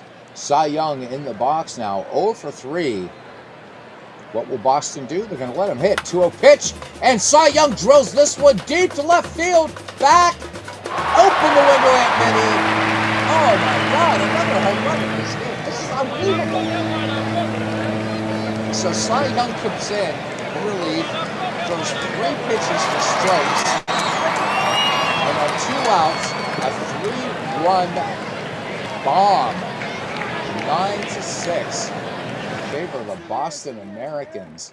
This has to be the most insane. I don't know what the hell's going on, but this is fun. All right, anyhow, 2 away, and here's Chick Stahl, 1 for 3. No, Robert says no lead is safe in inside pitch. Well, at least for tonight, no lead is safe in out of the park baseball. 0-2 pitch to Chicky Stahl. Strike 3. Swing and a strike 3. And innings over. But 3 big ones in the 3-run shot by Cy Young. We go to the bottom of the 9th. And Boston looking to go ahead in the series 2-1. And the Giants will try to counter that achievement by sending up the 3-4-5. Bresnahan, Donlin, and Bowerman. I'm going to thank everybody for hanging out tonight for a bunch. I know, MV, Cy Young. Dude, right? Dude, there's Cy Young. MV, mate, there's home runs. We had one like inside the park home run. The other ones have been like blasts, like Jimmy Fox, Lou Gehrig, Babe Ruth, Dave Kingman, Willie Stargell type. You know, wow, crazy stuff. Cy Young comes in, pitches 3 strikes to get a batter out, and then with 2 down, 3-run homer. Oh my God! All right, so Cy Young could end up being the player of the game. Here's Roger Bresnahan. The Duke of Trey Lee is 1 for 4. The 1-2 pitch on the way. Strike 3. Swing and a miss. Strike 3 on a bender. This is a crazy game. Oh my God. All right, here's Turkey Mike. 1 for 3 with an RBI. 1-1 pitch on the way to Donlin. Donlin swings to Hopper to second. And pulling out of the glove is Hope Ferris. And that's out number 2. New York down to its last out. Frank Bowerman with a 2-run shot in this game. Or was that a 3-run shot? We'll look. Anyhow, 2-0 pitch. Bowerman swings and popped up the chimney and running way in there down into the middle of the Keystone is Freddie Perrin, and the Boston Americans take a 2-1 lead in the series that never was, 1904. We're already set up. We're doing an American League play-in between the 1994 Chicago White Sox and Yankees. The winner of that 3-game series will face the 1994 Expos in the World Series, the second one that never was. That one played more like a dead ball game. This one played more like a 1994 game. So, Colin blasts Giants. Americans take game 3, 9-6. Riding a 2-hit performance of third baseman Jimmy Collins, who the game is picking as player of the game. He's a Hall of Famer. We'll take it. The Boston Americans stopped the visiting New York Giants 9-6 in game 3 of this series. Collins went 2 for 4 with a home run while adding 3 RBI and scoring once for the Americans, who now lead the best-of-7 series 2-1. The game was at a stalemate until pitcher Cy Young came to bat in the bottom of the 8th, facing New York pitcher Hooks Wiltse, who I said was playing with fire. Hit a 2-0 fastball for a 3-run homer. Yeah, it was a game changer. That was nuts. So we have to see. There was like just a metric ton. I never understood that, by the way. Why do we say metric ton? I mean, it's just going to be damn heavy anyhow, but whatever. So New York, the Giants only had 2 home runs. And for Boston, 1, 4, 6, 8, 9. 9 home runs for the Boston Americans. Let's read the names and the Legion of Honor so that their pages may be inscribed to vex the philosophers of the ages. So Jimmy Collins, Freddie Perrin, Lou Krieger. Lou Krieger's been hitting home runs all over the damn place. Oh my God, who else do we got here? Well, actually, yeah, it's just a whole bunch. It's just a whole bunch. It's whatever. That's doing their totals, but still, there's a lot of damn home runs, right? Jimmy Collins was caught stealing, also had an inside the park home run. Bad Bill Dolan committed both New York Giant errors. Just one double play was turned. What a crazy game. Cy Young gets the, he gets the win, and he gets if we still did game-winning RBI as a stat, Cy Young just comes in and said, all right, youngsters, this is how we did it in the 19th century. But Bill Dineen went 4 2/3 for the Americans. Gave up 5 earned runs, a walk, and 8 strikeouts. George Witter works 3 in relief, gave up an earned run, walked 4, struck out 1. Dummy Taylor worked 5 1/3, 7 hits, 6 runs, 5 earned, walked 1, struck out 2. Clyde Elliott, 1 2/3 in relief, gave up a hit, a walk, and 3 strikeouts. Hooks Wiltse tagged with the loss. 1 hit, 3 earned runs, a walk, and 3 strikeouts. Your player of the game is Jimmy Collins. Tempted to give it to Cy Young as well, but let's let Jimmy Collins have the glory, because after all, Cy Young does have an award named after him. So that does it, and we'll finish today. And tomorrow, or the next time we play in 1904, the lineup will be Iron Man Joe McGinnity versus Norwood Gibson. Don't know a lot about Norwood Gibson, but know plenty about Iron Man Joe McGinnity. So I want to thank everybody for coming in tonight. Let's get to the main screen before I accidentally set off a missile or something. I want to thank everybody for coming in tonight for a double dipper in Out of the Park 26. Out of the Park 27, the trailers are all over the place. There's some reaction videos by some other people. Um, Lots of additions as far as stat categories and things that are going to work work very well in tandem with the player development lab. A lot of new interface changes, some improvements in animations again this year, and Tougher AI, multiple game difficulty modes now in Out of the Park 27. So that's new. Um, so AI playing a large part in that. So if you play in the Hall of Fame difficulty, and you're playing in a league where you're doing trades or whatever, you're going to have a rougher time. The other clubs are going to definitely play hardball with you. Just a reminder, tonight 10 Eastern will be the February edition of the Diamonds and Dice broadcast with my partner in crime, Bernie Strom. Meet us here as we talk about great expectations. And family, thank you very much. And until at least tomorrow night, we'll see you around the batting cage.